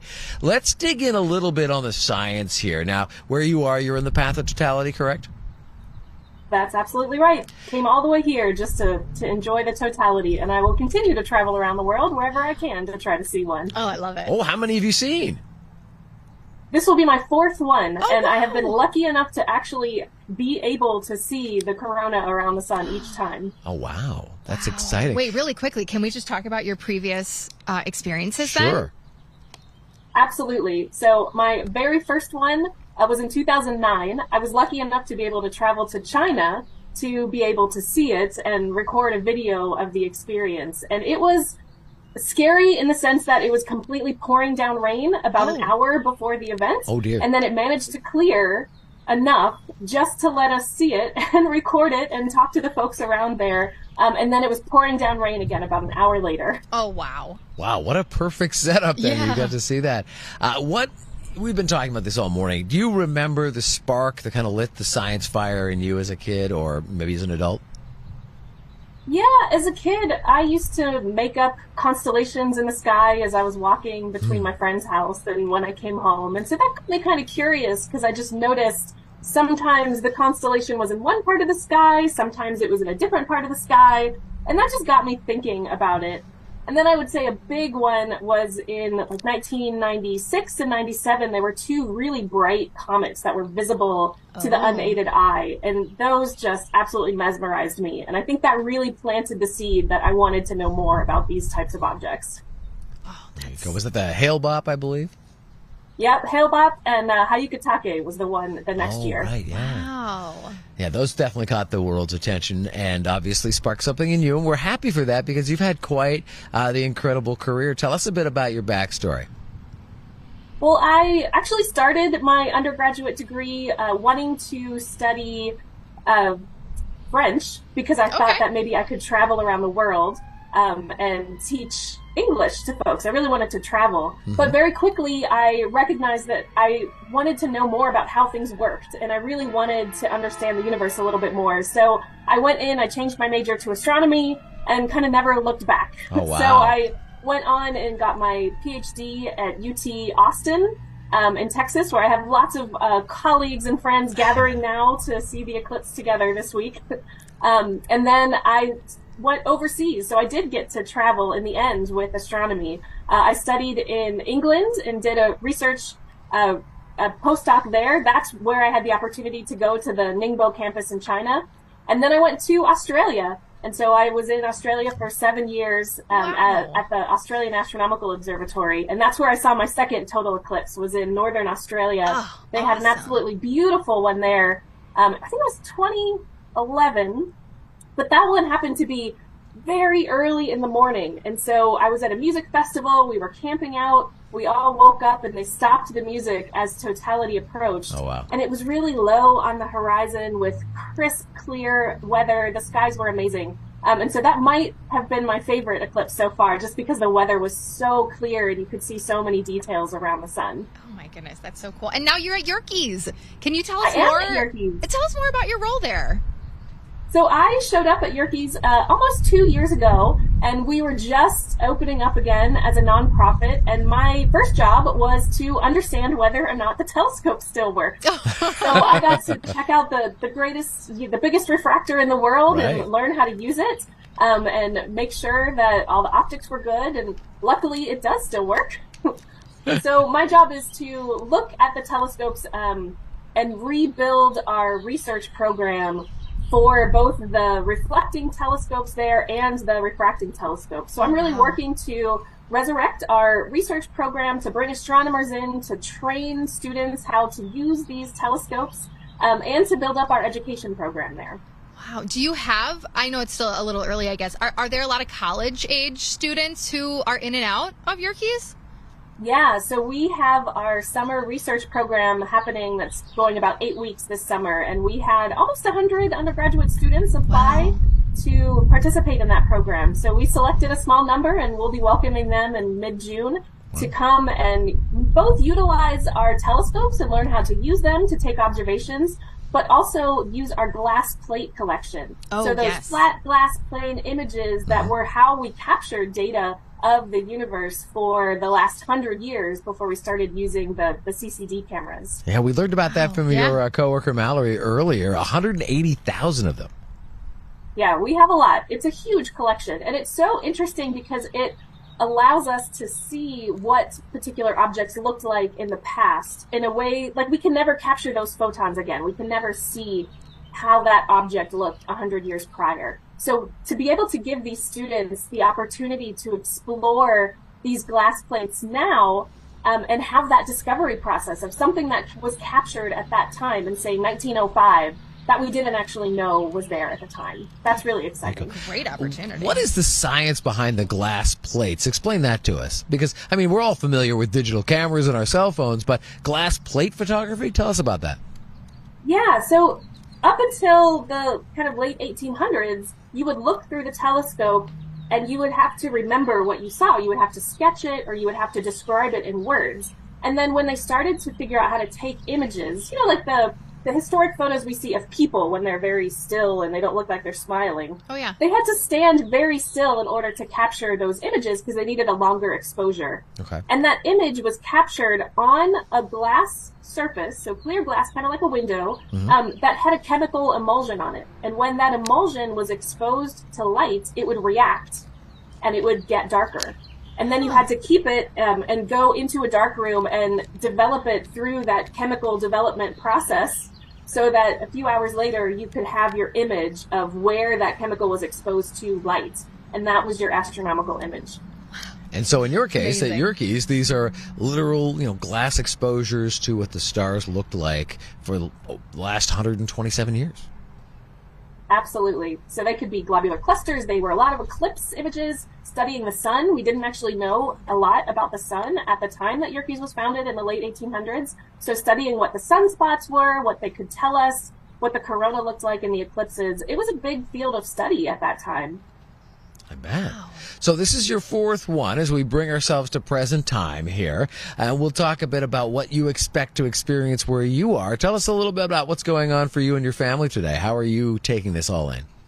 Well, we've been enjoying the day. We came yesterday and scouted out, where's the sun going to be in the sky, make sure that we have a clear view. There's no trees in the way, so we've got our spot.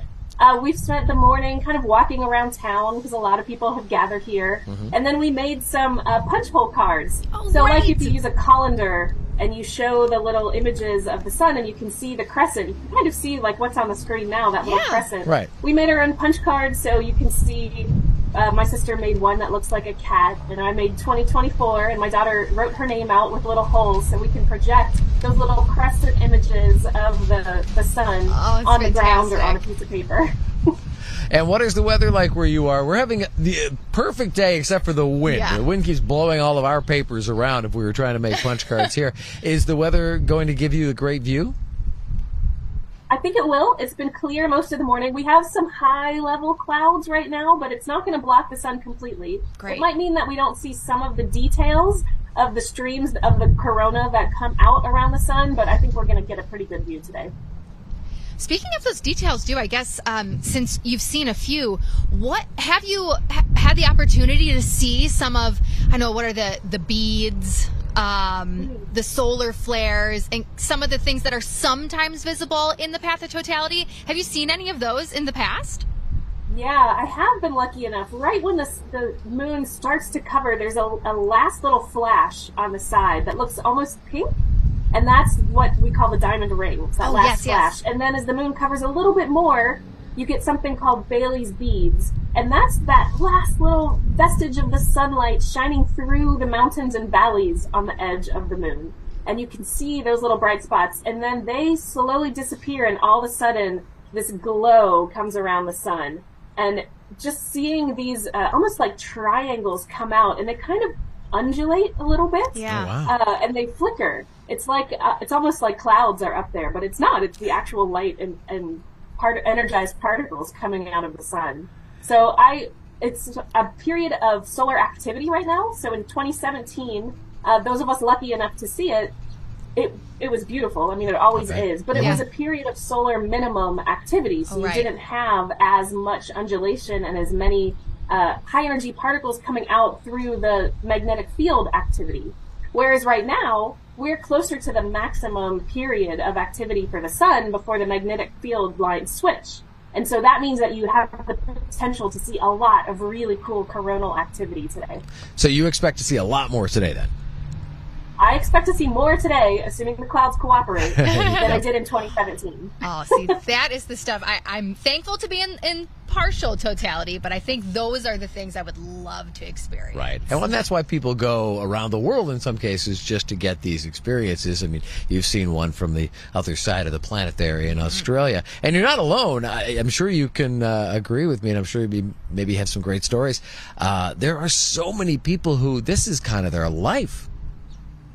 And I understand. I didn't understand that until I saw my first total eclipse. But I understand now. I told my sister 10 years ago, hey, April 8th, 2024, I'm going to be at your house. Please don't move out of Yellowstone. That's amazing. Don't move. You're in the path of totality.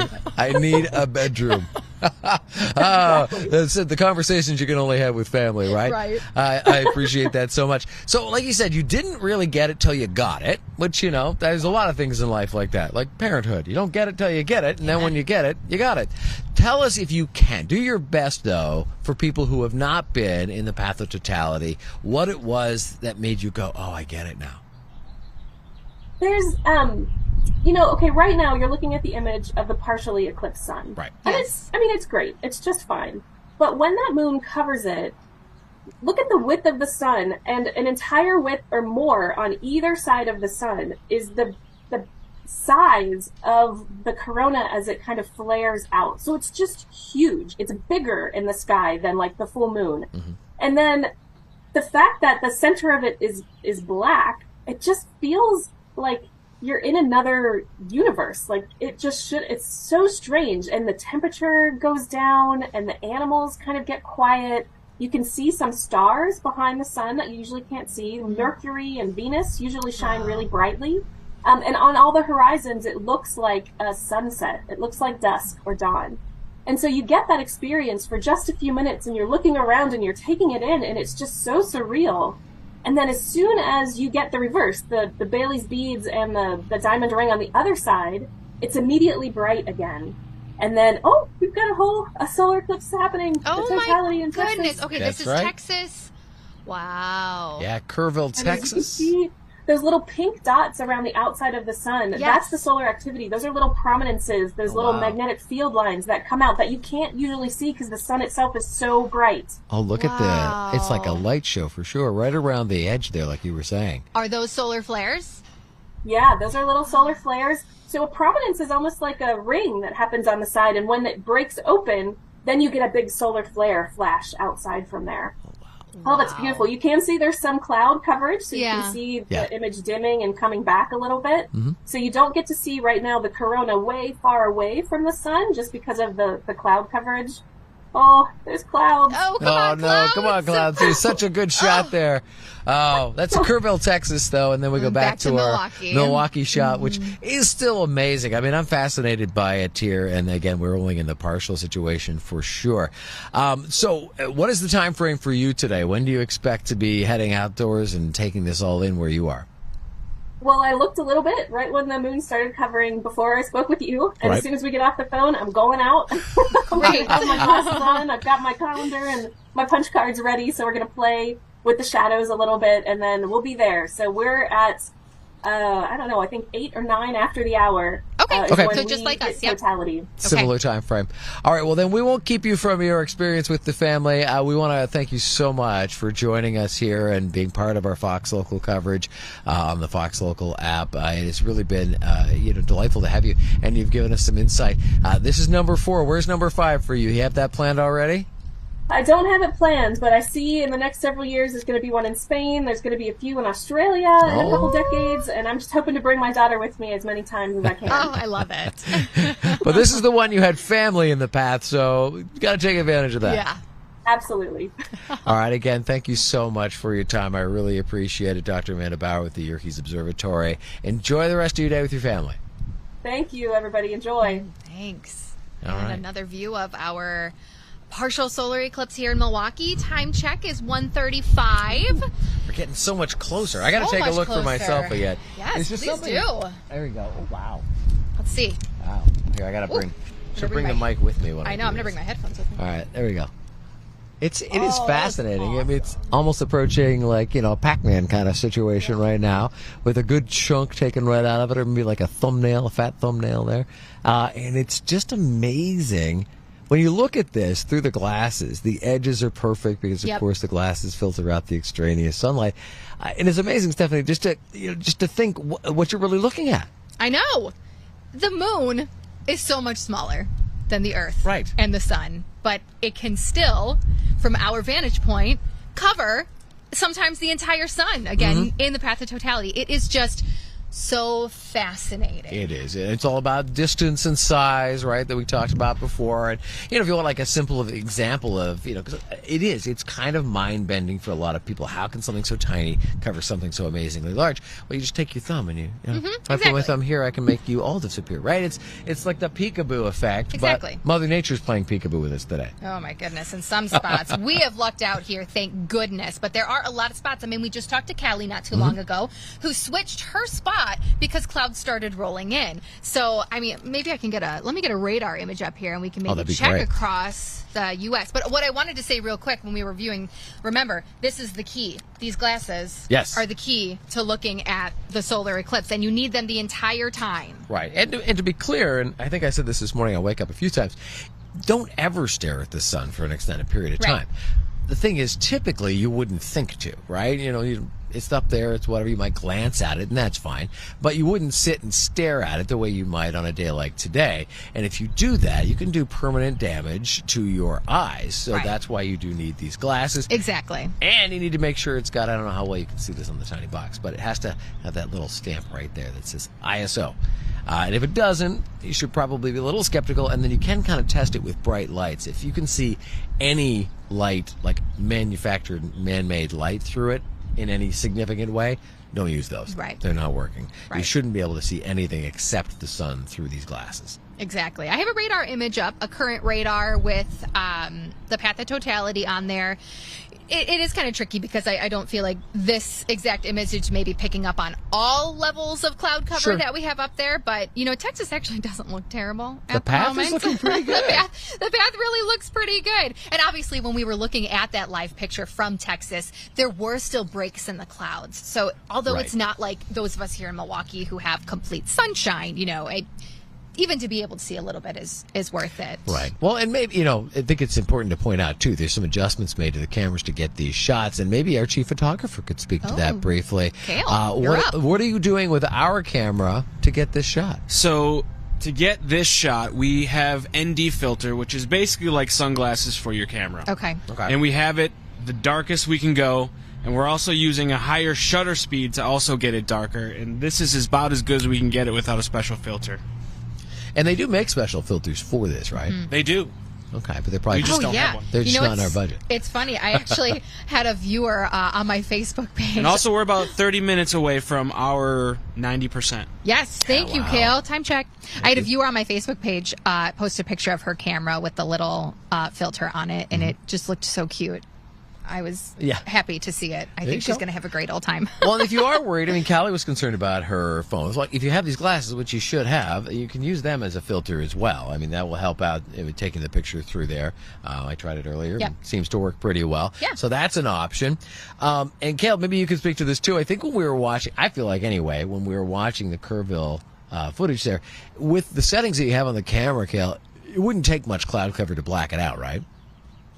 Right, no, because as soon as you lose all that light, that's so much darkening on the lens, it's gonna go away immediately. Okay. Right. So even a tiny, thin wisp of a cloud that you wouldn't necessarily notice in real life is going to show up as pitch black on a camera. So hopefully the folks in Kerrville got a better show. Yeah. I think we have Sarah coming in. All right. She was there for a second. All right. Okay. Well, we are give her waiting. some time.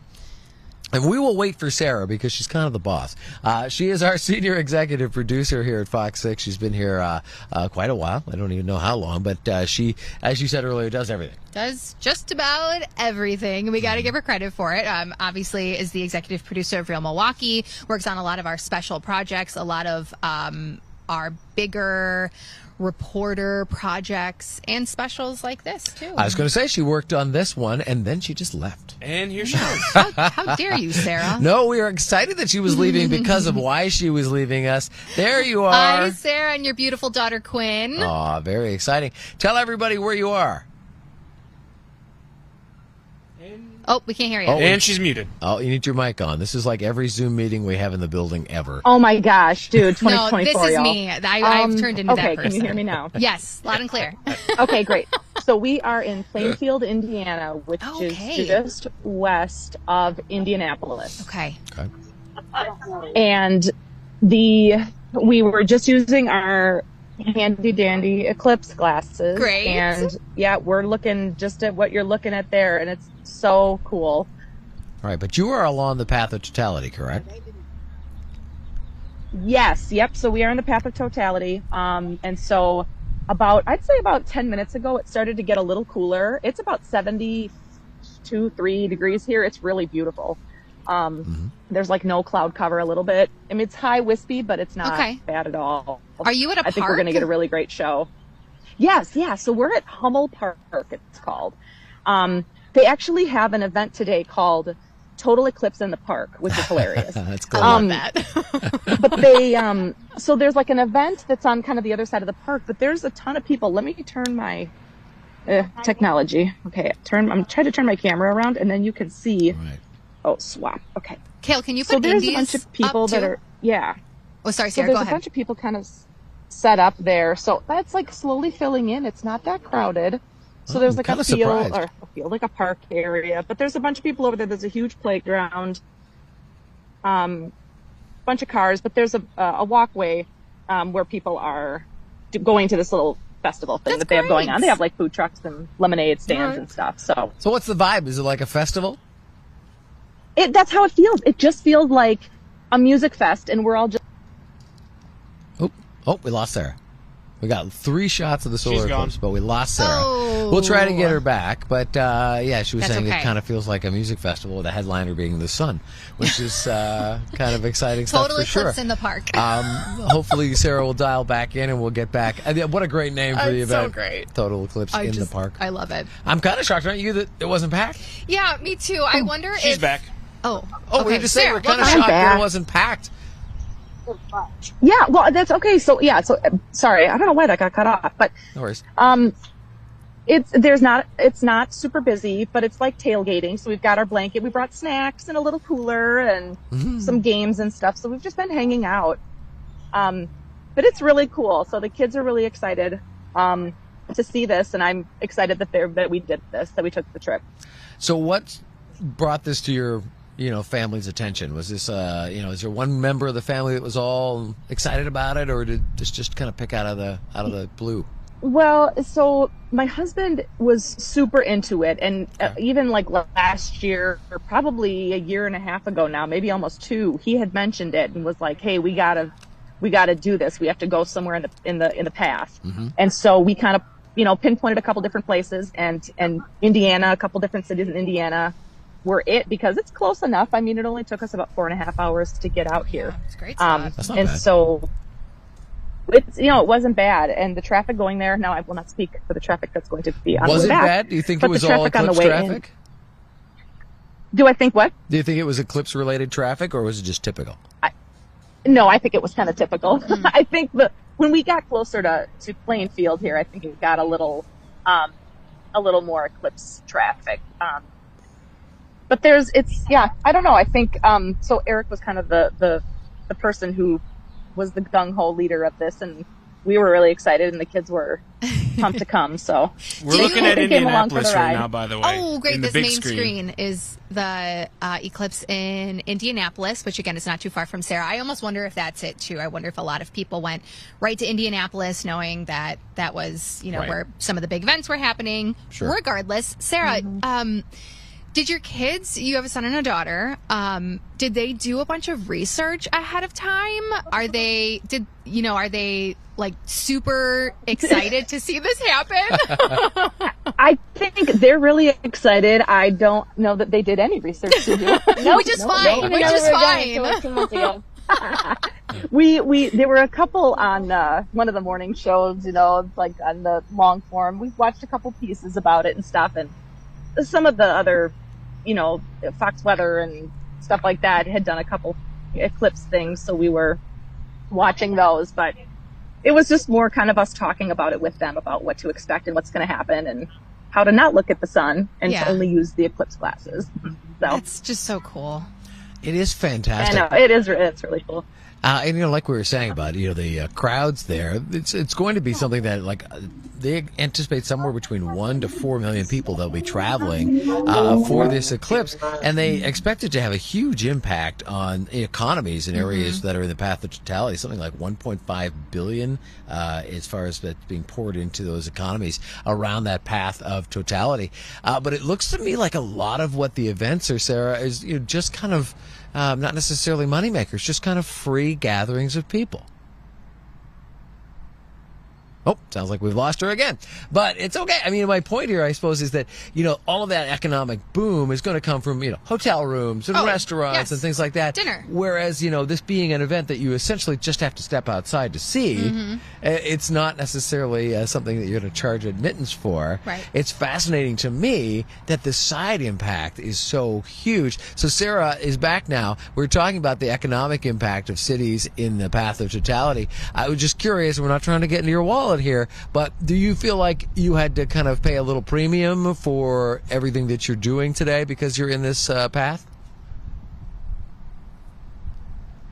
Oh, I think you might be muted again. I think you're muted again.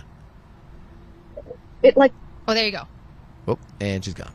Well, like we said off the top of the show, We are going to have challenges because she is in the path of totality. The number of people trying to get a cell phone signal out right now is massive. So, if we get Sarah back, that's fantastic. But I am sure, this is going to be, like I said, something that people are willing to pay for just to experience. And it is fascinating to talk a bit about that economic impact. Sarah is back right now. So maybe if we get a chance here, what do you think? Did you spend an arm and a leg? Okay. So no, because we went to grab breakfast at a Bob Evans, bless him. All right. So that was not Amazing. bad. And then we've just been we brought a lot of snacks, and we'll stop for dinner somewhere. Mm-hmm. But everywhere's got different, Eclipse specials and come in T-shirts. We went and checked out the Hoosier Gym, in Knightstown. Cool. And they had Eclipse T-shirts with like the Hoosier Gym stuff on it. So that was kind of cool. So you guys are traveling but back there's a lot of people after around here this? that have Eclipse shirts on. Yeah. We woke up at 2 in the morning. You did? Oh my goodness. Oh yeah. How'd you rip them out of bed at 2 a.m.? Yeah, we did. It was an early morning. It'll be a later night, but well worth it. Memories. Can the kids hear us, Sarah? Can we talk to them or no? Yeah, Kyle can. He's got an earbud in there. Okay. He's got one of your earbuds. I'm just curious from Kyle's perspective, from the kid point of view, what do you think of this? Fun, exciting. Okay. Yeah. What's do been you your like favorite part science? so far? Do you like science? Rob asked. Oh, yeah. Yeah. All Probably didn't like sitting in the car for that long, but That's understandable. Yeah. Are you going to tell all your friends about this? Yeah. Are you going to tell your friends about this? yeah. Yeah. Duh. Okay, well then it's cool, because if you don't tell the friends, then it's not cool. That exactly. So we're just trying to take a bunch of pictures and just really use this time and I said I'm like, you're gonna grow up and tell this story to hopefully friends and friends and family members and pass that down. I mean, that's kind of what we were talking about earlier with, I believe it was Dr. Jean or one of our guests from the Yerkes Observatory about how, this was passed along through oral history. Yeah. Before we were able to actually understand what we were seeing, it was just passed along as like something that was, would occur once in a, few generations because, primitive prehistoric man didn't exactly travel around the way we do. So it was just kind of handed down as like oral history. So Sarah's obviously struggling with that, but if we get her back, we'll chat with her. I don't know some about more. you guys, but it definitely feels darker. Yes, it does feel actually. that way. Let me look. There's a bit of a shadow. And it's not clouds. We can No, verify it's not. that. And is that our live camera there? That is our camera. Oh, wow. We are really getting close here. Wow, that is awesome. I keep forgetting to bring my mic. I know, me too. Sorry. Broadcasting 101. Here, let's check the time. All right. 150. 150. 150 Okay, is We're getting there. It 208. definitely feels darker. There is a shadow, definitely. Yeah, we are starting to see a little dimming effect, right? As we said earlier, your eyes adjust to these things, so you may not notice it right away, but there is a little dimming going on. Wow, that is just fascinating. It does. Your description from earlier, Stephanie, is perfect. It looks like crescent moon. Right, a crescent moon. And we're not even there yet. That's, I think, the most exciting part. We did get Sarah back. Oh, great. Can you? Oh my gosh! Can Sarah. you guys hear me? Yes, Sarah, we got it looks so Okay, cool here. Dude, Steph. It probably Rob, looks even this is cooler by bananas. you. It's like I just took my sunglasses off, which I probably should have done that before. It is like eerily getting dark here. Like the air feels a little still. Maybe it's all in my head, but like this is cool. Yes, it's cooler as well. Yeah. You're feeling it's it. like not as hot as it was before. Yeah. Oh, you think the temperature Yeah, it's dipped? like getting colder. It's weird. I almost feel like it's a little cooler here. I was going gonna to say. be honest with you.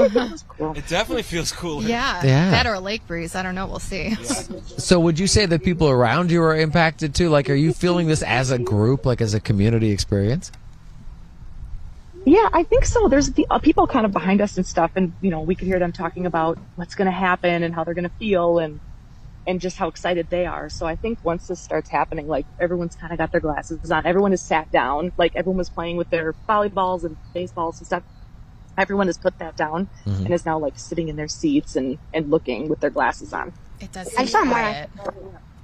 That is fascinating. So if you could turn your camera around, I don't want to get, getting too mixed up here, but it would be great to take a look at what you're experiencing there in the park. Again, if you're just joining us, this is executive producer Sarah Smith. Hi, Sarah's husband. And there's Sarah's husband, Eric, and her kids, and they traveled just about a little over 4 hours down to the Path of Totality in Indiana, and they are at an event called Total Eclipse in the Park, which is super clever. And they were just talking about the experience. Sarah, for the people who just joined us here, just kind of recap what you're feeling at the moment. It's really cool. You can tell it got darker. It is cooler here.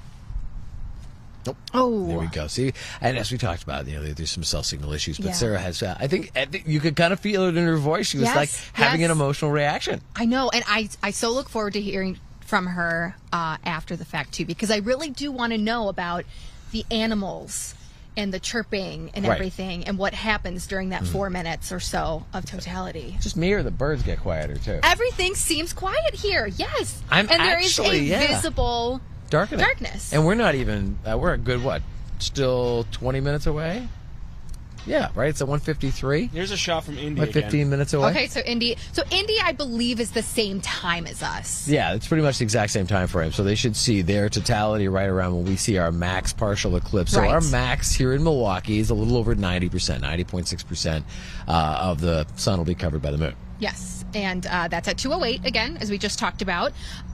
It'll look kind of like a crescent moon. We're in the Milwaukee camera is that top corner box, and the main camera is the eclipse in Indianapolis. So you can tell that they look pretty similar, but Indianapolis will be a total eclipse. We will stay once again partial, but I'm actually pleasantly and shockingly surprised by the impact that I'm feeling. I do agree with you, and I almost wonder if it is because we are completely clear. Because if we had some cloud cover, I'm not sure we would notice the darkness. That's a good point, because if the clouds were minimizing some of the sunlight that was getting through already, this would probably be about what we would see anyway, even if it was just a break in the cloud cover. But because we're basically at what I like to call severe clear, there is not a cloud in the sky, we are seeing a visible dimming and a darkening of the shadows. I mean, just even the shadows that we're casting on the broadcast table here are noticeably darker than what we had when we started the show.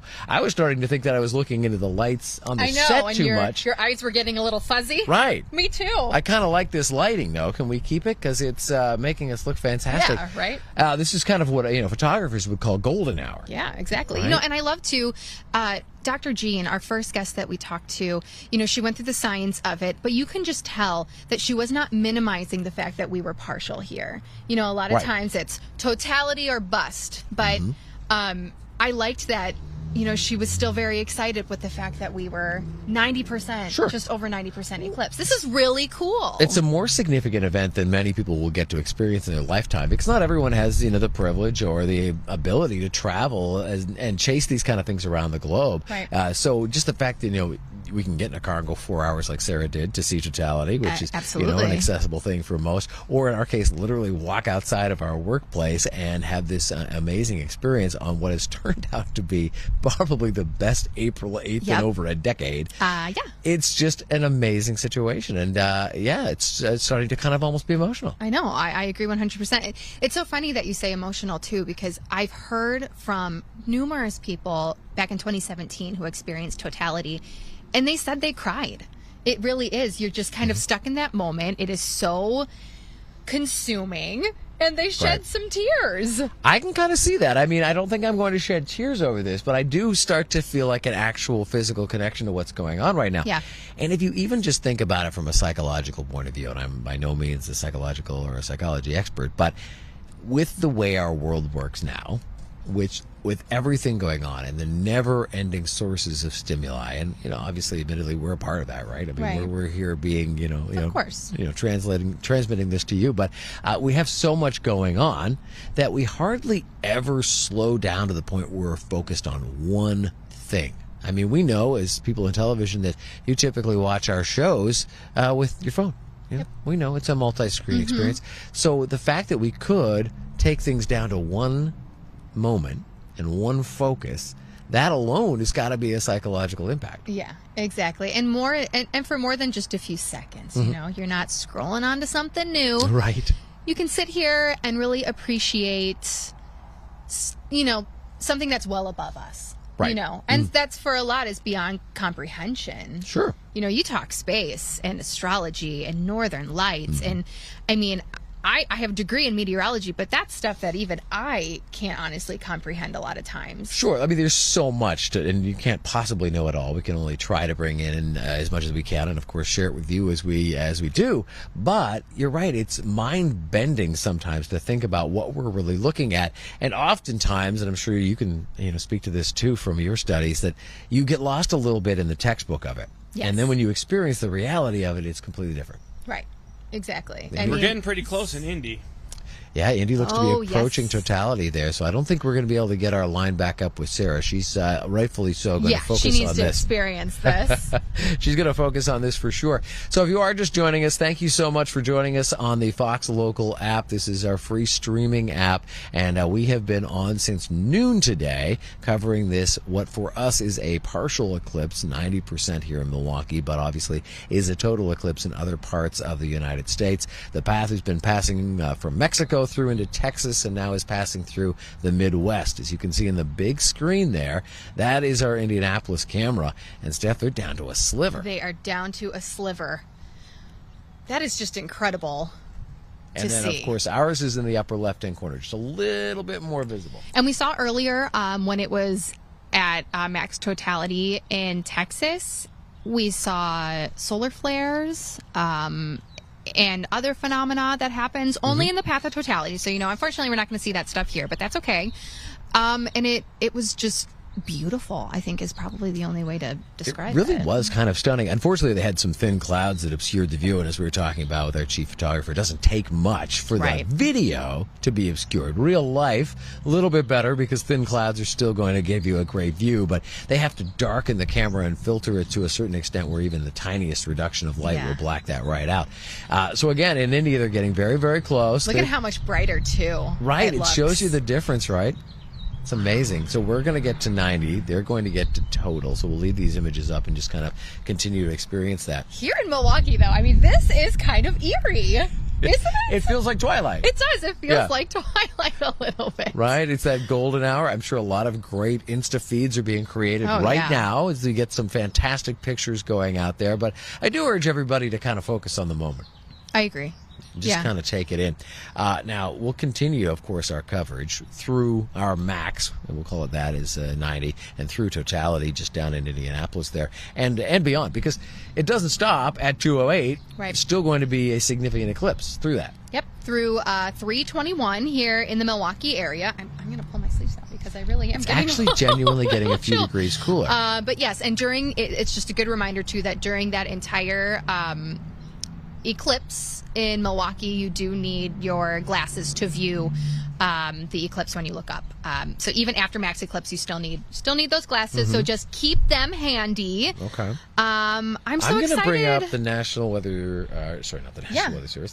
That's what is on the screen when I opened up the page. I'm going to bring up the Mitchell observations here and to see what temperatures are like. And then when it gets to 2 o'clock and we get the new obs in, or the new observations in, we'll be able to see if there was a dip hour to hour, because it sure feels like it out here. Yeah, it definitely does. It almost feels like, a nice warm summer day and then the lake breeze kicks in and it's freezing. That's a great... Right. So maybe check to see if a lake breeze did kick in, but I'm guessing it didn't.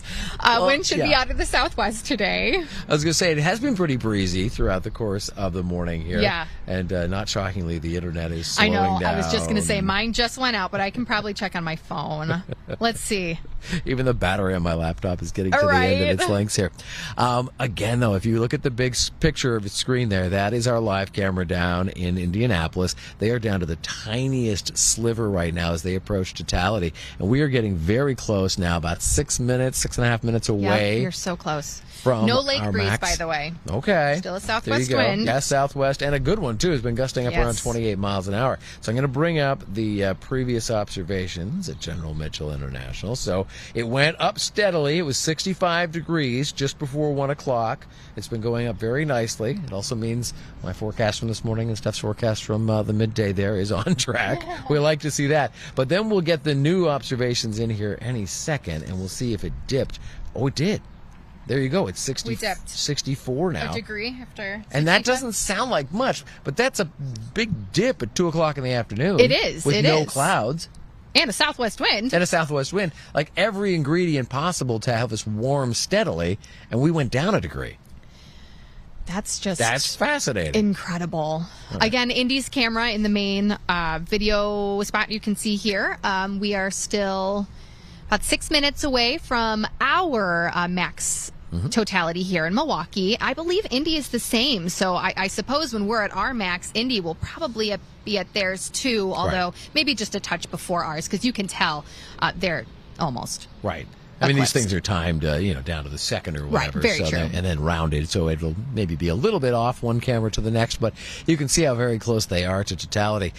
Coming up a little bit later on in the show, we are going to talk to my daughter in Toronto, who is also on the path of totality. We'll get an idea of what's going on there. They are unfortunately not getting the severe clear that we have, and they were hoping to speak to Captain Eric Walbach a little later on at around 2:30. He's the Assistant Aerospace Education Officer and in the area here in Milwaukee. They've got a great event going on, so we hope we can get some idea of how that's been going for them today. So they certainly have some amazing weather.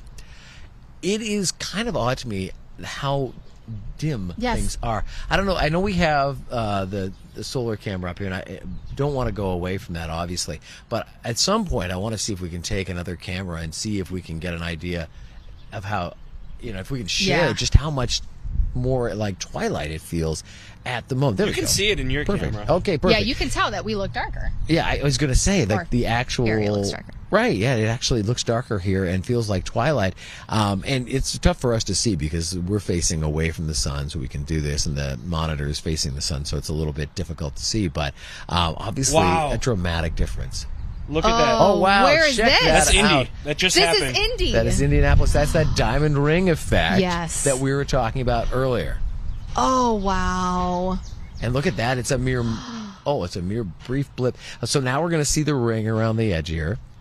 Why don't you put our local cam back up for us? You can see those little pinks, too, that we saw earlier. Oh, right, the little peaks around the edge. We'll see if we can catch any solar flares on Indy's cam as they come to totality pretty much. There they are, see? Yeah. Oh, my goodness.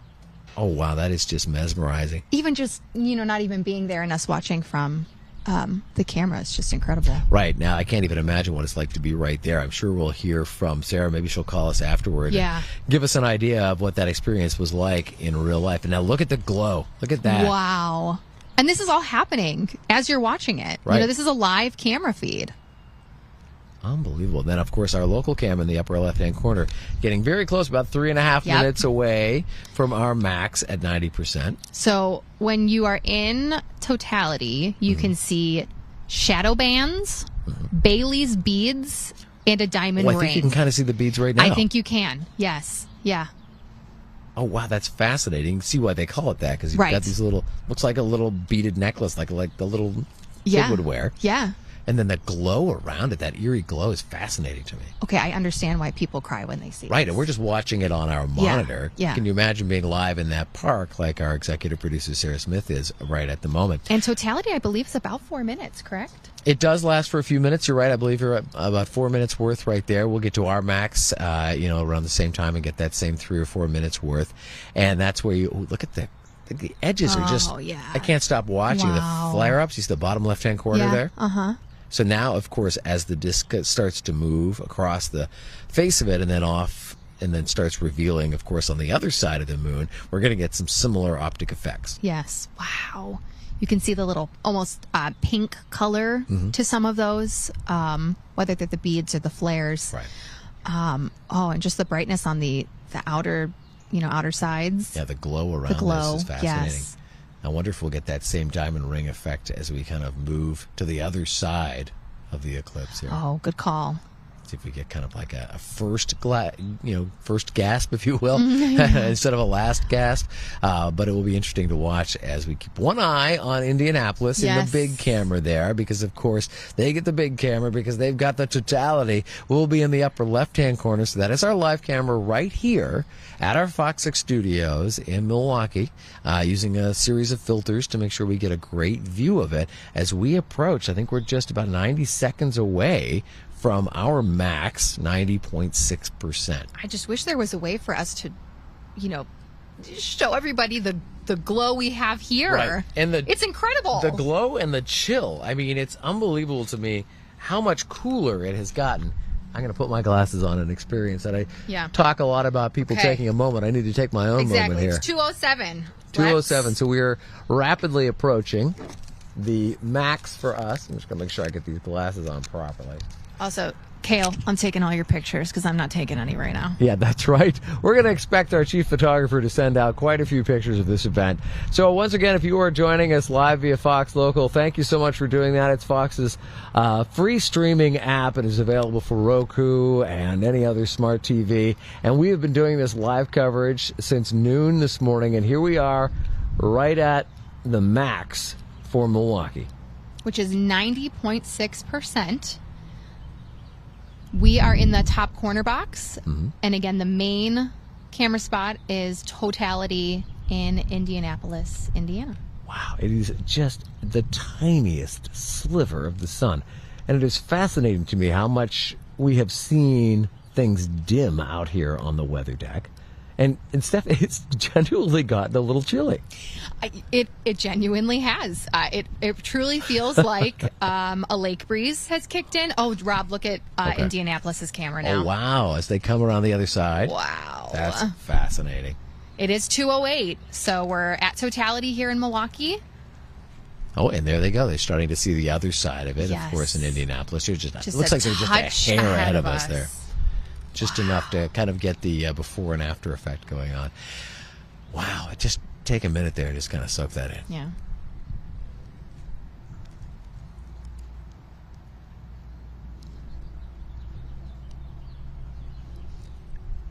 Typically along the path of totality, people will report that the birds get quiet. I think we've had a similar experience here. We've certainly not had darkness, but it is darker. We've heard far less in the way of bird activity than we would normally in a nice sunshiny afternoon out on the weather deck. And we are definitely seeing a dimming of the visible light as well as a reduction in temperature. And with the breeze that we've got going on today, we should be getting warmer, but we actually got cooler in the last hour. See, this is just so fascinating.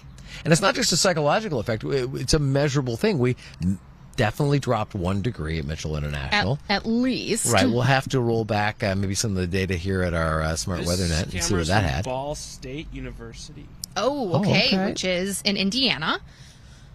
Wow. That's amazing. Just perfectly framed Again, up. you can see all of the flares on the outer edges. And for those who are in the path of totality, again, not here, but those who are in the path of totality, at the moment of complete coverage there, you can actually witness this without the glasses. Oh, look at that. That is just incredible. And remember, there are researchers using this event to look at the sun, when normally that would be hard / impossible. Sure. This is a really good opportunity. I mean, we're in awe just watching it, but my guess is that a lot is going to come out of this in the long run. I would think so too. I mean, it's something that is being studied both here on Earth and up at this International Space Station, and not to minimize, but not just focused on sun research, moon research, things like that, but also nature. Right. Taking this opportunity to observe nature, as we were talking about with Callie, they're looking at how the animals react to this as well, and looking for field research of that nature. Right. Exactly. Because we've heard that it's dark for a couple of minutes, so that tricks nature and animals into thinking that it's dusk and time for them to either go to sleep or come out, depending on. Right. Well, it's kind of tricked me here a little bit because, I agree. I did not expect this much dimming. I agree. And I do, again, wonder if it is because we have a completely clear, cloudless sky. Right. Here Yeah. we got Cleveland. Oh, all right. Cleveland, also in the path of totality. Wow. That is just stunning. I have family right outside of Cleveland. Okay. Shout out to them. They are in Worcester, Ohio. Oh. They are out watching right now. Pretty sure my in-laws are around this area, so they're watching the partial, just like us. And they weren't tempted to get on the Airbnb and sell every corner of their living room for a certain price? I'm pretty sure they thought about it. I'm sure it probably passed everyone's mind that was in the path of totality because, as we talked about earlier, they expect an additional $1.5 billion to be injected into the economies along the path of totality, which is a huge 2,000-plus mile track from Texas through to Maine, just in the United States. And we've heard from our guests and from a couple of the families that we've spoken to, after seeing the total eclipse in 2017, they knew they had to do it again this time around. So clearly it is addicting. You see it once, you're just consumed by it, and you have to see it again. So, I know our next one is a ways away. 20 years, yeah. Think of how many people will watch that one as well. I would think you're right that there's going to be quite a few people who are planning trips right now to the path of totality for the next event here in the United States. And you don't have to wait the full 20 years if you want to go see it in other parts of the planet as well. It will happen a little bit earlier. At some point, every 1 to 3 years there's one happening. Right. It's not that they're rare. They do happen every couple of years, just not always over the United States and not always visible at all, Right, exactly. Or they might be in, out of the ocean or out of the poles, places you can't physically get to. So it does minimize the ability to get there. And again, for us, you'll have to wait till 2044 to get to the next one. So hang in there. Yeah. Coming up a little later on in the show, we've still got a couple of guests to get to. One of them is my daughter, Nyla, who should be dialing in pretty shortly here via Zoom, who is in Toronto. She is at the Toronto Metropolitan University, and they had quite a few campus events planned for this today, so hopefully she'll give us the scoop on that one. Last report out of Toronto had some not-so-great viewing conditions, so she'd have been better off staying here at home with her father and watching on a beautiful, clear, blue sky, sunshiny Milwaukee day. But you tell her, Rob. Well, that's okay. I'm glad she's in school and having a great time. But hopefully she'll give us the scoop on how the city of Toronto has been reacting to that. Certainly our view out of Indianapolis and Cleveland has been spectacular. Look at the tiniest sliver. Yes. And there you go. There's the diamond ring effect. Yes. And now we watch for these Bailey's beads. And the flares. Which you Look can at the flares. see. Yes. Wow. Look at that. So we just saw a very similar scene in Indianapolis. Now again, we are in Cleveland. Mm-hmm. Wow. Yeah, look at the very edge there. If you look right along the terminating line, I suppose, of the moon, you can see those solar flares and the pink and orange flashes. Yes. So this is what scientists are using this for. It gives them a chance to view the sun in a different way, where we can't necessarily block out the light of the sun. It's very difficult to do that, obviously. Yeah. So when we have these occurrences, it's a wonderful way to get data that they couldn't otherwise get. Look at the bottom right-hand corner of that giant flare. Yeah, I see it. Wow. So again, some of these different phenomenons, they only happen when there is a total eclipse. So here in Milwaukee, we aren't going to see the solar flares or the Bailey's beads or anything like that. It's only if you are in the path of totality, but still to be able to see it on a live feed is just as cool. It is very cool, and it likely will inspire many people to start making plans, maybe a trip to the path of totality in 20 years, or maybe to find one that happens a little earlier in another part of the world. I believe Spain was on that list for one of our earlier guests. Yes. That might be a pretty cool trip right there. Australia has one before we do as well, so another option. Oh, look at the flares. Looks like Nyla just joined. Oh, all right. Excellent. Well, I've been looking forward to this all day because my children never call me. I had to wait for a very unique solar eclipse. No, I'm teasing. But we are joined now by my daughter, Nyla Haswell, who is in Toronto, Ontario, Canada, attending the Toronto Metropolitan University. Thank you for coming on the show today, Nyla. Hi. Hi, how are you? All right, so if you could, for everybody... Oh, good, I'm glad to hear that. If you could, for everybody who is watching here in Milwaukee via Fox Local, give me an idea of what you are seeing in Toronto weather-wise and just, what's going on with people there. We're in Riverdale Park right now, and there are a lot of people here. It's pretty packed, but it is very cloudy. Oh. So we're not seeing the sun. Did you manage to find a pair of glasses like I told you to get? Yes. Good. I have glasses. All right. I just want to make sure you were setting a good example. It's just kind of dark. There's a lot of clouds, so we haven't been able to see it.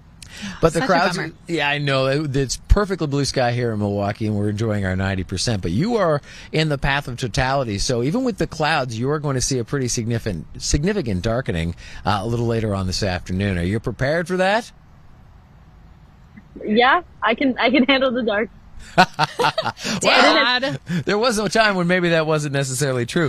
But let me ask you this. Tell me a bit about the scene that's around you right now. So you're in Riverdale Park, one of Toronto's parks there. Yeah. How many people would you say? And just tell me the kinds of people who are, coming out for this event. It's kind of everyone. There's a ton of families and a ton of people like our age and from our school. There's some dogs, a bunch of kids. There's a lot of people here. It's like full.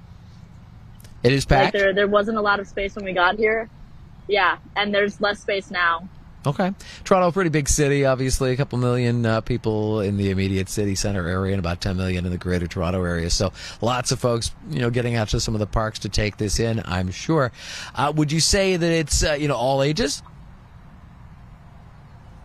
Yeah, everyone's here. All right. Well, can you flip the camera around for us and maybe give us a view? That'd be awesome. I'm also... Yeah. Okay, great. While you're doing that, we're also kind of curious, because you're from a younger generation than we are. What's the chat about this among your peer group? What are the 20-somethings and late teens saying when it comes to this event? Is it cool? Is it something they want to do? Yeah, I actually just got a text from my friend who is at Notre Dame, which is also in the Totality, and she said it was one of the coolest things ever. Everyone's cheering right now because it's getting really dark.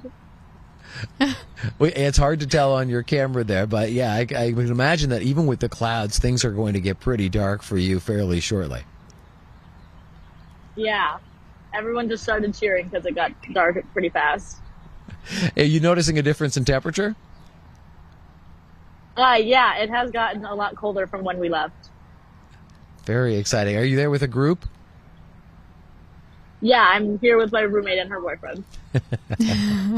That sounds fun. Can you flip the camera around again? I think when you did it, it kind of cut out, so we didn't really get a great view, and just kind of give us a little panorama. We'd appreciate that. Oh, there we go. Oh, wow. There are a lot of people there. That is huge for sure. Look at everybody out there. Is it a chilly day in Toronto today? It wasn't that chilly when we left, but it has gotten, it's really dark now. Oh, I can tell. I can tell by your camera. It almost just looks like it's going to rain, but you can noticeably tell. Yeah. Did you have classes today? I have a class in a few hours, but none during the day. Okay. I was just going to ask if professors let out for something like this. I would imagine they would let you get outside and take care of that. Is this something you were talking about in school as well, or, it's just been mostly just kind of an extracurricular thing? We haven't, not in any of my classes, we've really talked about it, but I've talked about it with a lot of my friends and my friends here and in different places where they're in Totality. Mm-hmm. And as you like to remind me kind of on the daily, you're far more adept at social media than I am. So what do you think is happening there? Like, what's your vibe about this in the TikTok sphere? There's a lot of jokes referencing a lot of different Eclipse related things. Like there's the Eclipse Twilight book. I'm wearing a Twilight sweatshirt right now in honor of that. Okay. A lot of Total Eclipse of the Heart.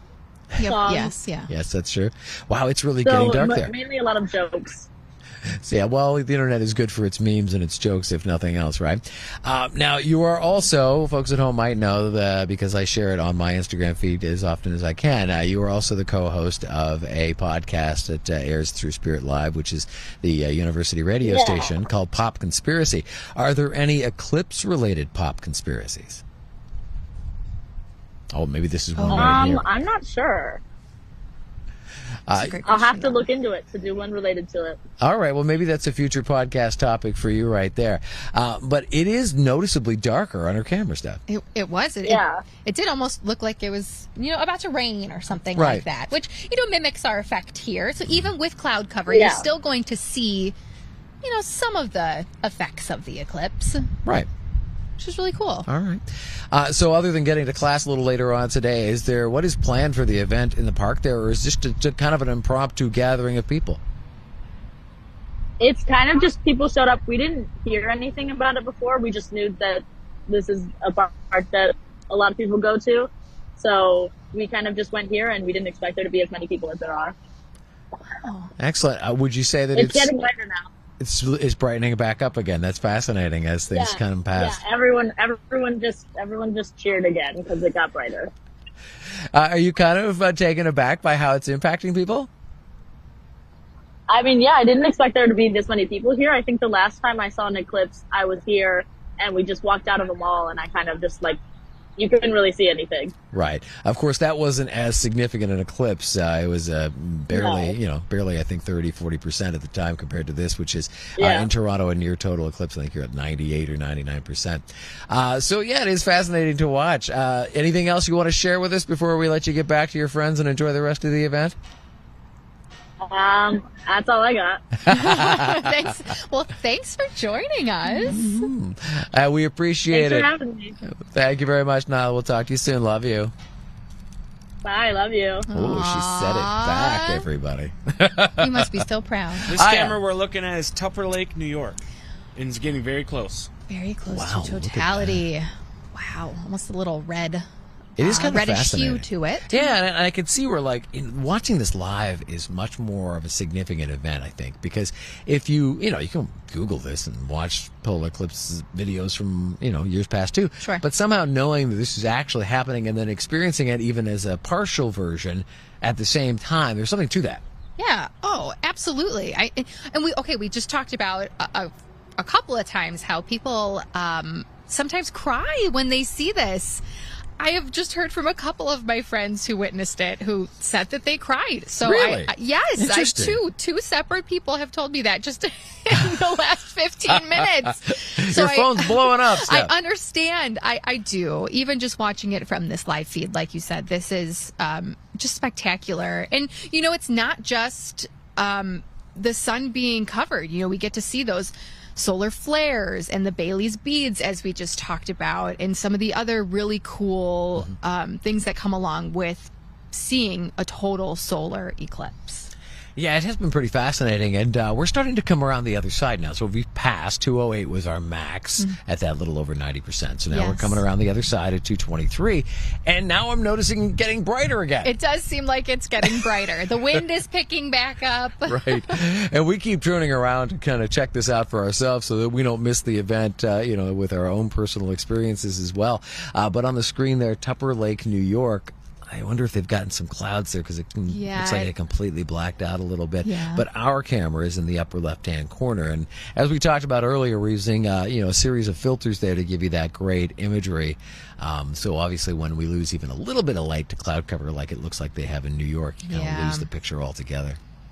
Still really cool, though, that your daughter could still Wow. tell. Oh, there it is. Oh, wow. Look at that. Maybe it wasn't clouds. Maybe it was just a really perfect setup. Wow. Wow, that was fantastic. The timing of that set. Yeah. Just to be able to see this. Wow, this is just so incredible. All right, so now that we watch, we can see the rings on the edge there. Yep. And there almost seems to be more of a bluish green haze. Yeah, I agree. I wonder if that's just an atmospheric thing or the camera, different filters there, because we saw a lot of pinks and reds and oranges earlier. Right. That's what Dr. Gina, our early guest, was talking about as well. I bet they are loving this, too. Mm-hmm. And it is fascinating. I mean, we both just, oh, wow. I mean, it was me that said it, and I still feel a little bit silly about it. But at the same time, it was just a genuine reaction because it is fascinating. It was just out of the blue. It just burst into that diamond ring that they talk about. Looks like we have Captain Walbach. Oh, that's fantastic. Oh, there you go. Bright again. Oh, that is awesome. All right, so we have our guest here, our final guest for the event here, and we're with Captain Eric Walbach, and I can hear the wind on your camera for sure, so we'll do our best to have a chat with you, but you are the Emergency Services Officer and the Assistant Aerospace Education Officer, and you are at a event here in Milwaukee. Tell us a bit about what's been going on for you today. Well, we're here doing a data collection mission as part of a NASA experiment. There's 300 teams across the nation of Civil Air Patrol cadets. We're the Milwaukee Squadron. We train out of the Oak Creek National Guard Armory. We were collecting temperature data, wind speed and direction, cloud cover, and we were testing out our VHF radios because we have the largest set in the country. Oh, wow. To see if there's some ghostly sounds that can be heard over the radio. Wow. I had never thought about the sound. That's interesting. Me either. So did you notice a temperature drop? Or we felt like we had one here at the station. 4 degrees Celsius temperature drop. Okay. And the wind pattern stabilized and were steady. Yes. Otherwise, the wind was all over the place today down by the lakefront. Wow. We kind of experienced that as well here at the station in Brown Deer. Right, just kind of eased up for a little bit and then picked right back up again. Let's talk a bit more about this sound. Now, do you have any early data on that? It's preliminary right now. We're waiting to see what was collected at the zone of totality. Last eclipse in October, we were out here. I was only 40%, but it was cloudy and raining. We stayed out for 5 hours collecting data. Wow. But we heard from National that along the zone of totality near Utah, they did hear some of the ghostly sounds. Wow. Interesting. I had not really heard much about that area of research when it comes to the eclipse, but what a fascinating concept because, as you mentioned, things change, right? Everything gets quiet and the nature kind of calms down for a minute. So, Captain Eric, tell me a bit about how you find the folks to get involved with this. You said 300? Around the nation, we've got a team of 25 here from our armory, and the squadron from Walco came up to visit us as well.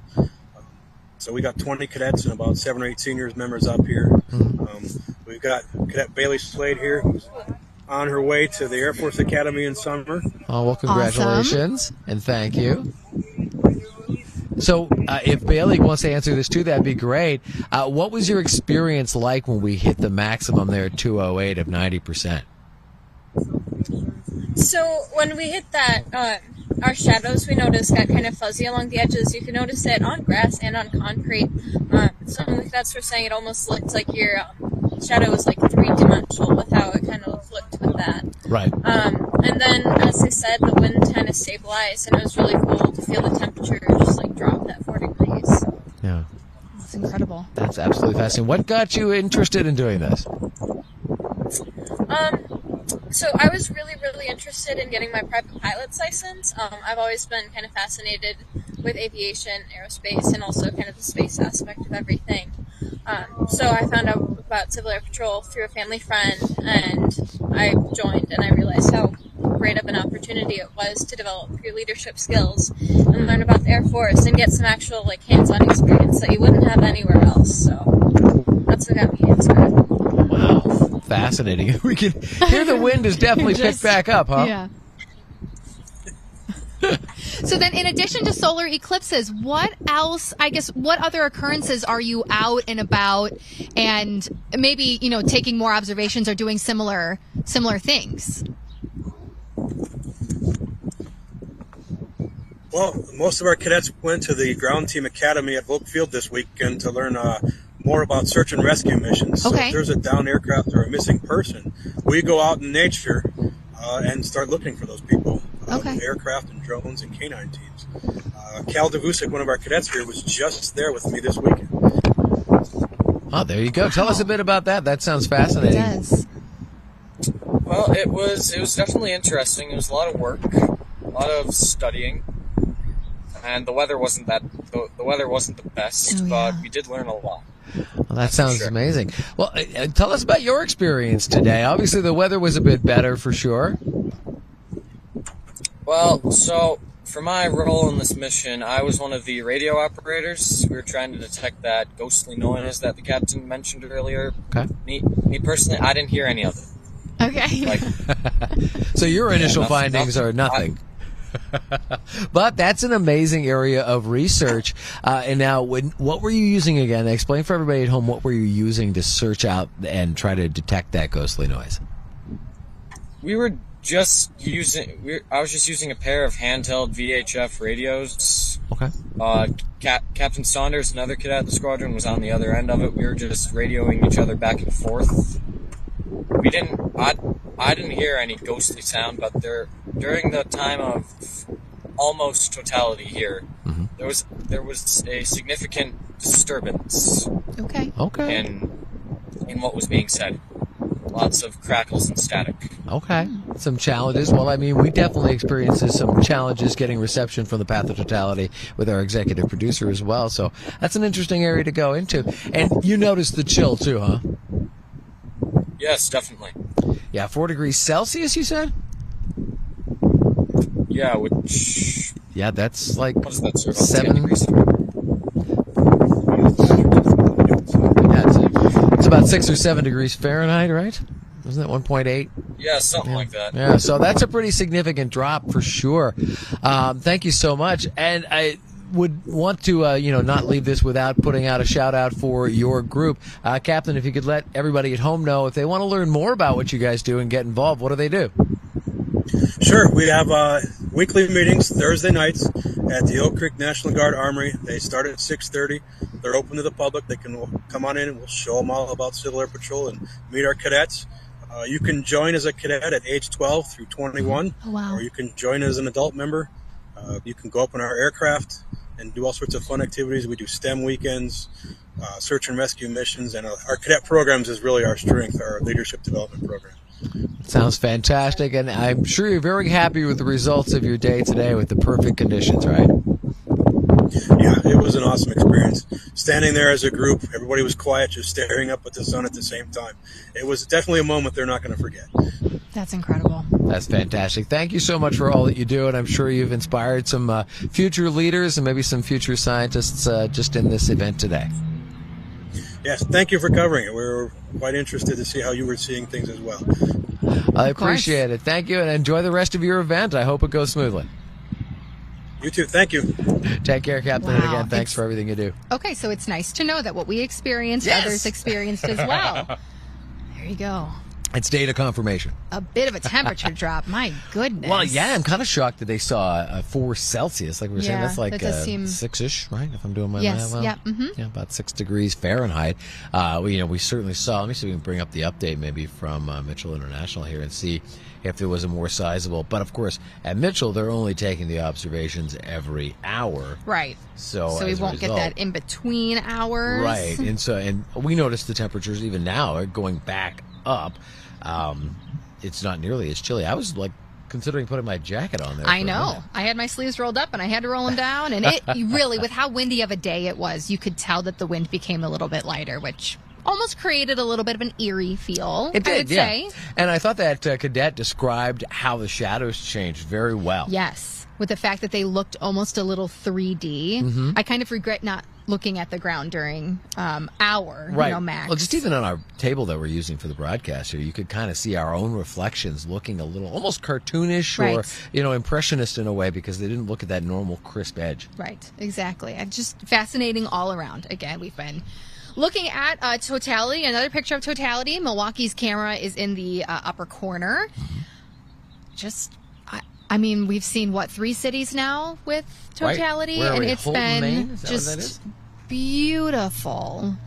And here in Milwaukee, noticeably getting brighter, so everything is, kind of warmer. I'm feeling the sun again. Yes, getting back to normal. So today, I think, was a really good reminder that even if it's not total, when you have the right conditions, and I mean 90% is nothing to complain about. No. You could still have really cool experiences. Oh, absolutely. But I think you're onto something there with the how clear this was and how that impacted our experience today. I think we have to be very, very thankful of the near perfect conditions that we had.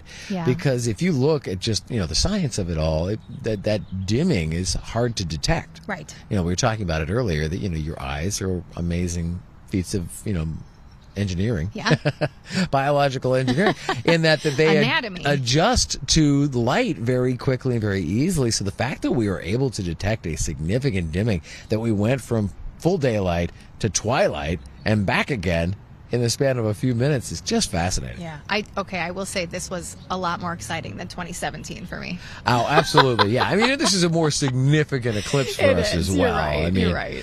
90% is pretty impressive, and then the difference between 90% and 100% was noticeable when we were carrying these live feeds, and now we're coming to the other side at Holton, Maine, right? Yeah. Starting to watch that peak again. Yeah. Yeah, that flare. So if you're joining us here, we appreciate that on the Fox Local, and you can continue to watch us. Obviously, we'll be here for at least another 15, 20 minutes or so.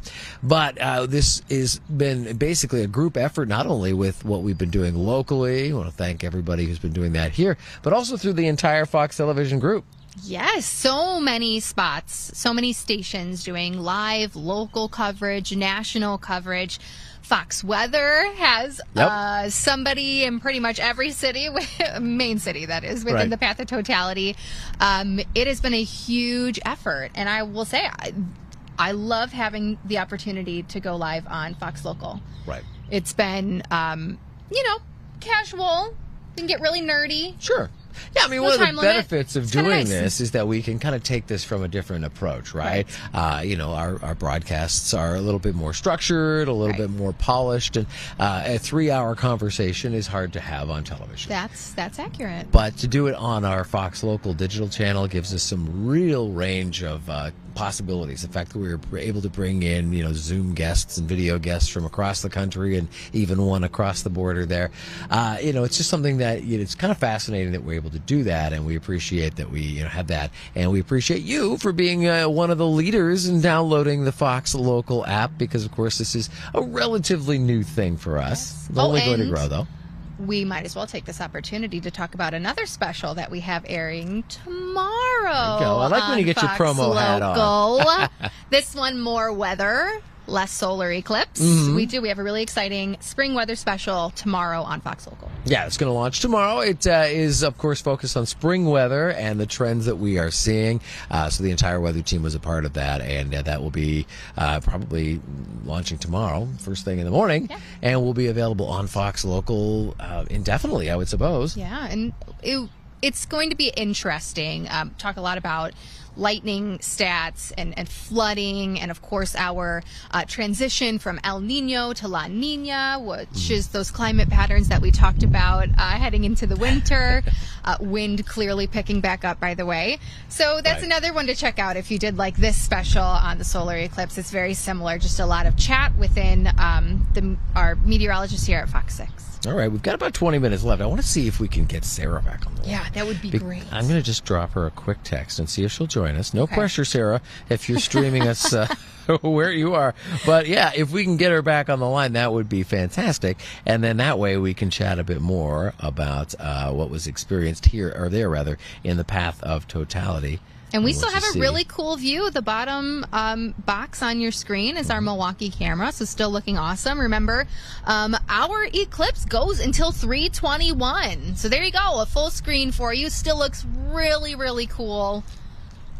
Yeah, just even the last bits of this are still fascinating to watch as we get back to the full sunshine. We're still up until, like you said, 3:21 is what we'll still have. Our broadcast will end at 3 o'clock, but there'll still be a few moments to enjoy, what's left of the eclipse. Yeah, exactly. Plenty of time to grab those glasses, check it out. It's been a really, really cool experience so far in the Milwaukee area. And we thank you for joining us here at home. And I thank you, Steph, for joining me here on the podcast. Of course. But it's been really unbelievable. I mean, I keep forgetting to take my microphone with me. Yeah, we're just going to take breaks. Yeah, we're just going to take a little look here. See, I got to turn this way now. Yeah, fascinating for sure. And it was really good also to see people heeding the warning to not stare at the sun without the proper glasses. What you weren't able to see, because we were in the middle of an interview earlier, is that we had several Fox 6 staffers come out. I'm surprised there weren't more. I'm kind of surprised too, but we did have a small studio audience, so to speak, for a brief moment, and everyone had their glasses. Everybody had their glasses. They even took turns a couple of times, but oh, what a cool day and a cool experience to be a part of. I've really enjoyed it. So this is our local camera up in the main screen there, and Kayla has been feverishly watching all of the other stations, and we've been bringing you live video from Mexico was our first one. Yes. Right? Texas? Then we went through Texas, and then it got to Indianapolis. Yep. And that was a spectacular view. It was, and a lot of them were NASA feeds. So what's this one, Kale? This is the main shot still. Oh, okay, gotcha. Oh, okay. Oh, sorry, they switched it to Dallas. Oh, now we're on Dallas. Okay, so they're coming out of it. Dallas is past their peak, but yeah. Perfect. Yes, because we started with Mexico, went to Texas, and the spots that had cloud cover, I'm sorry. But we got so lucky here in Milwaukee. Particularly as we went through the Midwest. The shot from Indianapolis was amazing. Fantastic. And then Cleveland was another amazing shot. Definitely took our breath away a few times. And sure we'll be able to roll this back and take out some clips of our reactions. And it was from the gut. It was, absolutely. Oh, and a special shout out to our photographers who are here helping out and everybody else at the station who put, so much work and effort into the special, too. And you, Rob, you did a lot for this. I did make a lot of phone calls and booked a lot of guests. And I want to thank every one of those. They were fantastic. Each one of them brought a different perspective. And I don't know about you, Stephanie, but it certainly made me want to check out Yerkes observation. I agree. Yeah, their observatory, because I had no idea that it had been around since 18 something, so 127 years old. Yeah, I was not aware of that either. I know it's a very historical building and a lot has happened there, but I love its comeback story too. So we had two separate guests from Yerkes talking about how it's kind of up and coming again. Right. And there's a lot that has to go into making sure those telescopes are still working and all the glass plates, if you missed it. The glass plates are basically like our USB drive these days. Yeah, that's a great way to put that. Or like a CD drive or something like where you just imprint the data optically and then store it. But the difference is that it's not a teeny little thumb drive or an SD card like we have now. These plates, there's 180,000 of them down at Yerkes, and they've got them stored in a facility, and they're working to digitize them. Do you think they let people into that room? Probably not. You don't let me in there, because I drop cups and saucers all the time. So don't let me in there without at least some padding around me at all times. But it is fascinating. Yeah, and you're right that the history is amazing. Oh, there we go, Carbondale, Illinois. So obviously, again, coming out the other side, starting to see some improvement there. I don't know, Steph, if you're able to bring up maybe the Instagram feed, our Fox Weather page, and we should be able to take that out on your I think we will be able to get Sarah back shortly. Oh, okay, great. We've got Sarah here. We've only really got about 15 minutes left of the program, but I'm just curious to see. I would imagine the social media is lighting up now that we've passed the totality in a lot of these major areas.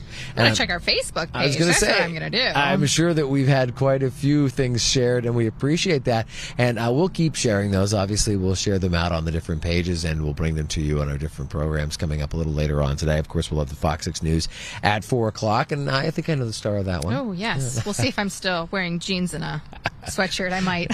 You might just do that. And, of course, Stephanie will be there for that, as you are every day at 4 o'clock. This will give you quite a lot of content. Yeah, I mean, between past video of this event from other cities and then, of course, our experiences during the entire thing, there will be plenty to talk about. And, weather-wise, it's still going to be a great evening. Yep. So after this eclipse is over, 3:21, if you just want to stay outside, I would do so.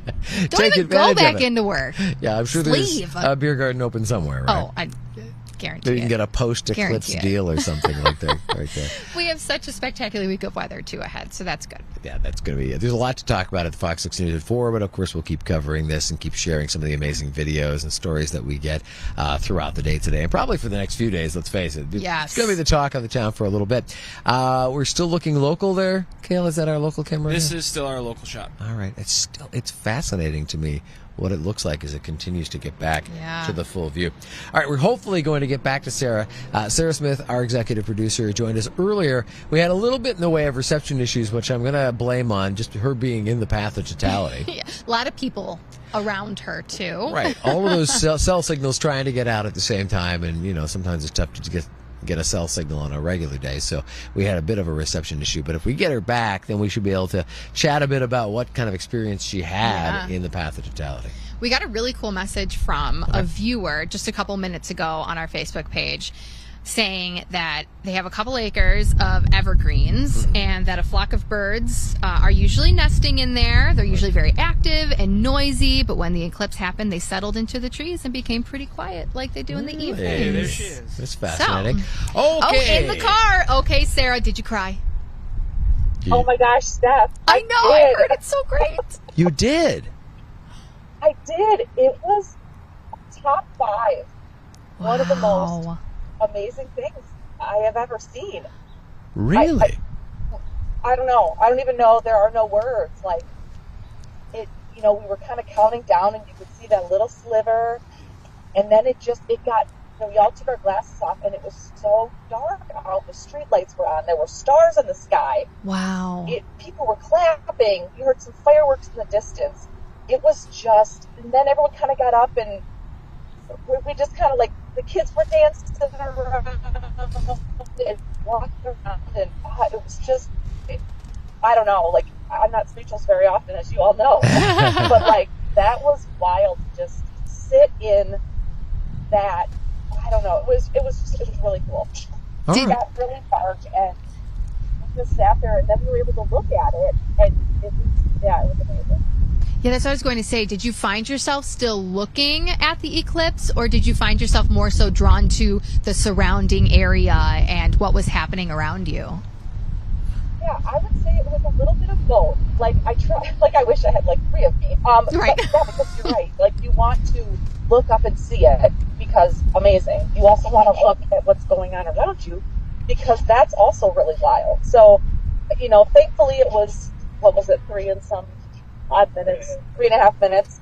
So I tried to divide my time as best I could. Time management skills are key in here. And so I tried to use that time to do a little bit of both. And then look at my family too, and like other people, and what are they, are they talking? Are they just sitting and soaking it up? So that was, man, it's going to make being tired tomorrow, it's going to make, you know, the drive and the traffic that I know we're inevitably going to run into here in a little bit, it's going to make it all worth it. Oh. Yeah, fantastic. Wow. Yeah, I can tell just by the way you're telling the story. I mean, you're a good storyteller anyway, but just the emotion and the heart that you're expressing there, that it was a very, very kind of almost spiritual experience. I'm kind of fascinated by the one thing you mentioned here about seeing the stars, because when we're watching the live feeds, because of the way we have to filter the camera to get that, we don't see the stars. Right? So tell us more about that if you can. Yeah, well, the first thing I noticed, and by the way, I know you probably tell this, I'm not driving, my husband is driving. Right. So as soon as it got dark enough, I looked to my left and I hear my husband go, oh, the streetlights came on. And sure enough, in the parking lot, all the streetlights were on. And then I shifted my eyes back to the right and into the sky, and I'm like, oh my gosh, so I could probably see a handful of bright stars. It wasn't a full night sky, but it certainly was dark enough to see them pretty clearly. Wow. I didn't have a telescope, or we didn't have binoculars or anything. It was just with the naked eye. So Right. It was pretty wild. And what about the general, like, you were talking about it briefly before, but tell me more about how, like, the nature around you reacted to Totality. So there wasn't, I mean, I'm trying to think. So I did see a couple birds that were like swooping and flying through, and now would they have done that in the daylight? I have no idea. But I did notice a couple birds. There were a couple dogs around us. I didn't really see what they were doing. They were kind of behind us anyway. And we didn't have a whole lot of nature, or I mean, I shouldn't say nature, animals around us, so I can't really speak to that very well. But like I said, I did notice a couple birds swooping in and around kind of where we were. It was like an open park area. And did you notice, like we did, the temperature drop? Oh yeah, it got cooler. I mean, I know I was kind of breaking up before, but it's the temperature there was probably between 72 and 75. And as soon as it started to kind of get dark, we all noticed temperature drop. And then when it was dark, it wasn't necessarily cold, but it certainly was probably 15 to 20 degrees cooler. Wow. Really? During those couple minutes. Yeah, it was like, I mean, I'm a category 10 emotional person anyway. But this, so like, I already had this feeling that when it was going to be the eclipse, that I probably was going to get a little bit luck, and I did. So, wow. But it was so great, because all I can hear were the kids going, "This is so cool. This is amazing." You know, the glasses were on, the glasses were off, the glasses were on. So Yeah. I think they enjoyed it just as much. Right, because when you're in the path of Totality, you can take your glasses off Yes. during Totality. Mhm. Right. Yep. Yeah. So they'd put them on, look up, and then they would look around, and then they would take them off. So yeah, right. it was truly wild. So do you think the tears came from the actual event, like from nature and everything, or do you think it came from knowing that you just created a cool core memory for your kids? You know what, Rob? I think it's I can say with 100% positivity that it was probably both, because 50% either way, because I think it's such an amazing thing. I like just the science of it and the universe. It's just, there's just so much out there, and that's amazing to me. Like we did this anecdotal here, but like we did this road trip where we saw like the Badlands and Mount Rushmore, all these things, and like that makes me emotional. It's beautiful, like God's country out there. So like to see that, that's amazing to me. Mm-hmm. But like you said, the core memory thing, I was like, dude, we will remember this forever. Right. So it was so. That is just it's awesome. That's so awesome. You get bonus mom points for this one for sure. Yeah, right. I hope so. I don't know if they're going to think I'm a bonus mom points when we're in the middle of traffic and all they want to do is get home. Are we there yet? Yeah, well, kids are wonderful at being in the moment, but that also means they're in the moment when it goes sour too. So, Yeah. but You know what? Yeah. All for one. I'm glad you had an amazing experience, and thanks so much for sharing it with us. Of course, no problem. I'm glad we could chat. All right, well, we'll drive home safely. Yeah. I hope it does not take that much extra time. Girl, you and I both. Yeah. We'll definitely chat tomorrow. I want to hear more about it and Yes. get the full scoop in person, but thank you for sharing your experience. That sounds awesome. Thanks, guys. Thanks, Sarah. Wow, that's and really cool. Look who we have here. Hi, guys. Tom Hello. has joined us. Tom's here. Hello, Thanks for everybody. jumping in here. Did you watch? I did. What a cool experience. So cool. I mean, and you heard Sarah talking about the birds, Mhm. and that was one of the big things for me. I mean, the birds were, they're going, what's going on? I mean, you Yeah. can hear them Yeah, all yeah, chirping. yeah. Yep. Mhm. Right? And we didn't get, obviously, we're not in the path to totality, but I was shocked, and I think you probably were too, by just how dark it did get at 90%. Yeah. Yeah, and that temperature drop. I mean, Yes. you Yes. felt it. Noticeable. Yeah. Good 5 to maybe 10-degree temperature drop. Sure. Yeah. In some areas. Now, have you seen the visible satellite yet? No. No, This we've is been gonna be we've really been on cool. Fox Local the whole time. Yes.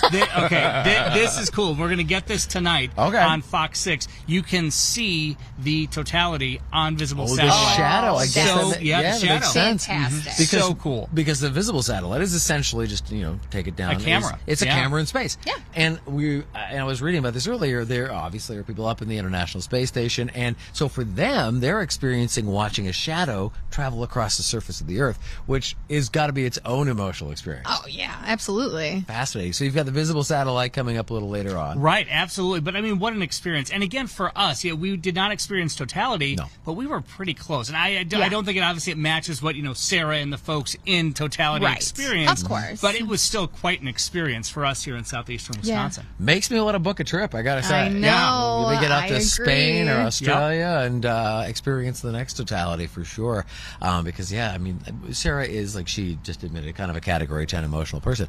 But you could tell by the way she was telling that story that it was a deep, like she said, top 5 moment. Yeah. Absolutely. And you hear that from so many people, right? Exactly. It's almost a spiritual type of an event that I've happens. heard it from multiple people already today, and from people who watched it back in 2017. I've heard all the same things. So it's awing and just consuming. Sure. And just very cool. Even here at 90%, like that moment we hit at 2:08 when it was twilight and the temperature dropped and everything got quiet for a little bit and the wind calmed down. I mean, that was definitely something that you connect with nature on a different way right there.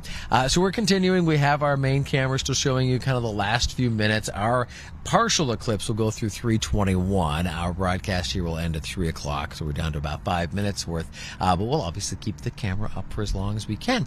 And now that we're all three out of the 4 weather team here, let's do what Steph did earlier and just have a quick moment to talk about our next big Fox local moment, which will be tomorrow when we drop our Fox 6 Spring Special, the Spring Outlook. Tom, you were a big part of that in that you sat down with Tim Walbach. Right. Tim Walbach is the warning coordination meteorologist for the National Weather Service here in the Milwaukee area. And we had a long conversation. It was one of those, we sat down to just kind of talk about the tornadoes that struck south central Wisconsin back in February. And boy, we didn't stop talking. I mean, this ended up 10, 20, 25 minutes long, and we air a big chunk of that on our Fox 6 Severe Weather Special coming up on Fox Local. And it's just fascinating because it kind of gives an inside look into how they survey these storms, how they rate these tornadoes and so on. So it's really an interesting kind of peel the layers back look at the tornadoes from a couple of months ago. Right. And it's a great example of something we can do here now that we have Fox Local, our app. The opportunity is there for us to provide you more in-depth and alternative programming. You know, we spent 3 hours, Steph and I have focused on the eclipse. That wouldn't be something we would necessarily do on local television broadcast, and we were able to do it in a way where we could talk to a bunch of different people. So it's kind of a cool addition to our arsenal, if you will, of Fox 6 tools. Steph, you were also a big part of the Spring Outlook special. You focused a bit about like warnings and things like that. Yeah. And like I said, it's coming out on Tuesday. Got anything you want to add? Yeah, I mean, you're going to get a little bit of everything. Obviously, we've already had severe weather. We just talked about it, the tornadoes in February. We know that we can get storms and severe weather pretty much any time throughout the year. But this is Severe Weather Awareness Week in Wisconsin, so we always like to take advantage of the fact that we have these specific weeks to refamiliarize yourself. Even for us meteorologists, you know, it's very different forecasting for snow than it is forecasting severe weather. You know, we got to get our mindset back into the right tools we look at and all that fun stuff. So this is just a cool special that will go over some of the basics, but it's very informational. We go over a lot of flooding and lightning facts and, again, watches versus warnings. We talk about those flood drop alerts from MMSD. You know, there's a lot of really cool information. You sat down with a hydrologist. Yeah, we don't talk to hydrologists a lot, but obviously this has been a very wet spring. We have very Rivers top are three. high, for sure, yeah. Top Very. 3 in March, and we actually connected with that hydrologist, Sarah Marquardt is her name, and because we had a weird river event locally when we had that slushy snow, and it snowed at a very heavy rate and created this weird ice in one of the area rivers. So she and I have been going back and forth for weeks about what this was and how did this happen, and it might be this, it might be that. So her knowledge about how spring and flooding are connected and what to look for in 2024 is fascinating as well, and that's also a big part of the special. All right, so we're coming down to our last 2 minutes of our eclipse coverage. Again, technically our partial eclipse will continue for another 20 minutes or so, but definitely want to thank you for joining us here at Fox Local and for all of our guests that joined us today. There are so many opportunities to continue your exploration of science, space, the STEM fields in general. We only touched on a couple of them today, but Steph, we had a great guest from UWM. We did have a great guest from UWM, that is. I've been talking for a while.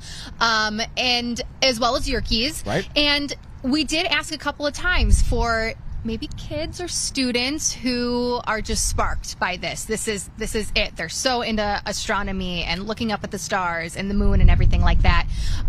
One guest did talk about maybe the first step being buying a telescope, but you can reach out to these really awesome professors or astronomers who work for Yerkes, and they hold different events.